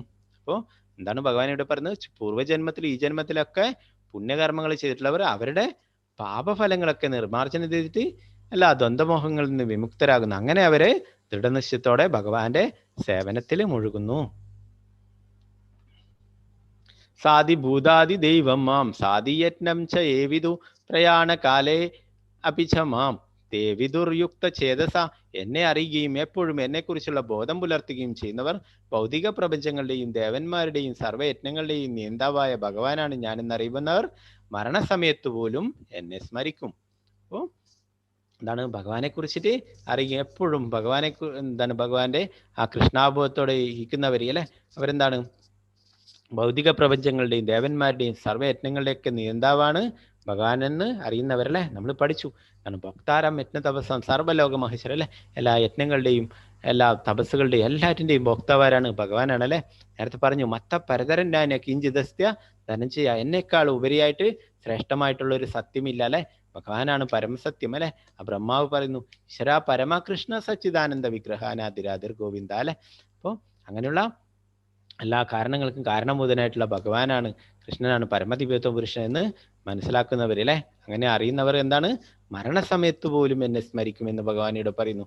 അപ്പോൾ ഇത് അടുത്ത അധ്യായത്തിലേക്കുള്ള ഒരു ചെറിയൊരു സൂചനയാണ്. ഇനി അടുത്ത അധ്യായത്തിൽ ഭഗവാൻ എന്താണ് മരണസമയത്ത് നമ്മൾ എന്തിനെക്കുറിച്ച് ഓർക്കണം എന്നൊക്കെ ഇനി അടുത്ത അധ്യായത്തിൽ പറയുന്നുണ്ട്. അപ്പോൾ അതിനെക്കുറിച്ചൊക്കെ നാളത്തെ ക്ലാസ്സിൽ അതിനെക്കുറിച്ചൊക്കെ ചർച്ച ചെയ്യാം. അപ്പോൾ ഭഗവാനിവിടെ പറയുന്നതാണ് എന്താണ് അങ്ങനെ എപ്പോഴും കൃഷ്ണാബോധത്തോടെ ജീവിക്കുന്നവരെ അവരെന്താണ് മരണസമയത്ത് പോലും ഭഗവാനെ സ്മരിക്കുമെന്ന് പറയുന്നത് അല്ലെ. അപ്പൊ നമ്മുടെ ആ മരണസമയത്ത് നമ്മുടെ ചിന്ത എന്താണോ അതായിത്തീരും. അപ്പോൾ നമ്മൾ അതാണ് ആയിത്തീരുക. അതിനാ വേണ്ടിയിട്ടാണ് നമ്മൾ ഭഗവാന്റെ തിരുനാമം എപ്പോഴും ജപിക്കുന്നത്. അങ്ങനെ നമ്മളെപ്പോഴും കൃഷ്ണാബോധത്തിൽ ജീവിക്കുകയാണെങ്കിൽ നമുക്ക് ആ അവസാന നിമിഷവും ഭഗവാനെ കുറിച്ച് ഓർക്കാൻ സാധിക്കും. അല്ലെങ്കിൽ നമുക്ക് അവസാന നിമിഷങ്ങളിൽ ഭഗവാനെ കുറിച്ച് ഓർക്കാൻ സാധിക്കില്ല. ആ മുകുന്ദമാല എന്ന ആ സ്തോത്രത്തിലെ മുകുന്ദമാല സ്തോത്രത്തിലെ എന്താണ് ആ കുലശേഖര ആൾവാർ ഭഗവാനോട് പ്രാർത്ഥിക്കുന്നു. കൃഷ്ണത്വദീയ പദപങ്കജ പഞ്ചരാന്തം അദ്വൈവമേ വിശദുമാനസരാജഹംസ പ്രാണപ്രയാണ സമയേ കഫപാദപിത്ത കണ്ടാവരോധനവിദോ സ്മരണം കുതസ്തി എന്ന് കുലശേഖര ആൾവാർ പറയുന്നു. എൻ്റെ മനസ്സാകുന്ന രാജഹംസം ഇപ്പോൾ തന്നെ അങ്ങയുടെ പാദപങ്കജങ്ങളിൽ അഭയം തേടട്ടെ. എനിക്ക് എങ്ങനെയാണ് ആ പ്രായമാകുന്ന അവസ്ഥയിൽ എനിക്ക് ഭഗവാനെ കുറിച്ച് ഓർക്കാൻ സാധിക്കുക, ഭഗവാന്റെ തിരുനാമം ജപിക്കാൻ സാധിക്കുക? കഫം, വാദം, പിത്തം എന്നിവയൊക്കെ വന്നിട്ട് ആ കണ്ടമൊക്കെ എന്താണ് ആ തൊണ്ടയൊക്കെ നിറഞ്ഞിരിക്കുമ്പോൾ നമുക്ക് ശരിക്കും ശബ്ദം പോലും പുറപ്പെടുവിക്കാൻ കഴിയുന്ന ആ സമയത്ത് എങ്ങനെയാണ് ഭഗവാനെ കുറിച്ച് ഓർക്കുക എന്ന് ആ കുലശേഖര ആൾവാർ പറയുന്നു അല്ലെ. നമുക്കറിയാം പ്രായമായ അവസ്ഥയിൽ അല്ലെ അവർക്ക് എന്താണ് ശരിക്ക് ശ്വാസം കഴിക്കാനോ ശ്വാസം എടുക്കാനോ പോലും സാധിക്കില്ല അല്ലെ. അപ്പൊ അങ്ങനെയുള്ള ആ അവസ്ഥയിൽ എന്താണ് ആ മരണസമയത്ത് എങ്ങനെയാണ് ഭഗവാനെ കുറിച്ച് ഓർക്കാൻ സാധിക്കുക എന്ന് പറയുന്നു. അപ്പോൾ നമ്മൾ ഇപ്പോഴേ അതിനു വേണ്ടിയിട്ടാണ് പരിശീലിക്കുന്നത് അല്ലെ. ശ്രീല പ്രഭുപാദർ പറയും ഇത് ഈ കൃഷ്ണാബോധം ചെയ്യുന്നത് നമ്മൾ ഭഗവാന്റെ തിരുനാമം ജപിക്കുക എന്നുള്ളതൊക്കെ ഫൈനൽ എക്സാമിന് വേണ്ടിയിട്ടുള്ള തയ്യാറെടുപ്പാണെന്ന് പറയും. നമ്മളൊരു പരീക്ഷ എഴുതുമ്പോൾ നമ്മളെന്താണ് ആ പരീക്ഷയുടെ അന്നത്തെ ദിവസം പോയിട്ടാണോ പഠിക്കുക അല്ലെ അതിന്റെ തലേത്തെ ദിവസം പോയിട്ടാണോ പഠിക്കുക? അല്ല അല്ലെ, നമ്മൾ ആദ്യമേ അതിനു വേണ്ടിയിട്ട് പരിശീലനം നേടും അല്ലെ, അതിനു വേണ്ടിയിട്ട് നമ്മൾ ആദ്യമേ തയ്യാറെടുക്കും. അപ്പോൾ അതുപോലെ തന്നെ നമ്മുടെ ആ മരണം എന്ന അവസാന ഫൈനൽ എക്സാമിന് വേണ്ടിയിട്ടുള്ള തയ്യാറെടുപ്പാണ് നമ്മൾ കൃഷ്ണാബോധം പരിശീലിക്കുന്നത്. അതിനു വേണ്ടിയിട്ടാണ് നമ്മൾ ആ മരണസമയത്ത് ഭഗവാനെ കുറിച്ച് ഓർക്കാൻ വേണ്ടിയിട്ടാണ്. അപ്പൊ അതിനെക്കുറിച്ചൊക്കെ നാളത്തെ ചാപ്റ്ററിൽ കൂടുതലായിട്ട് ഭഗവാൻ വിശദീകരിച്ച് തരുന്നുണ്ട്.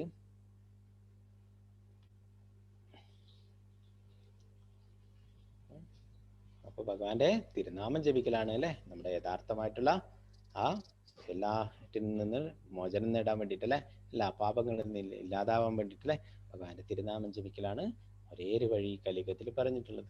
ഹരേ കൃഷ്ണ.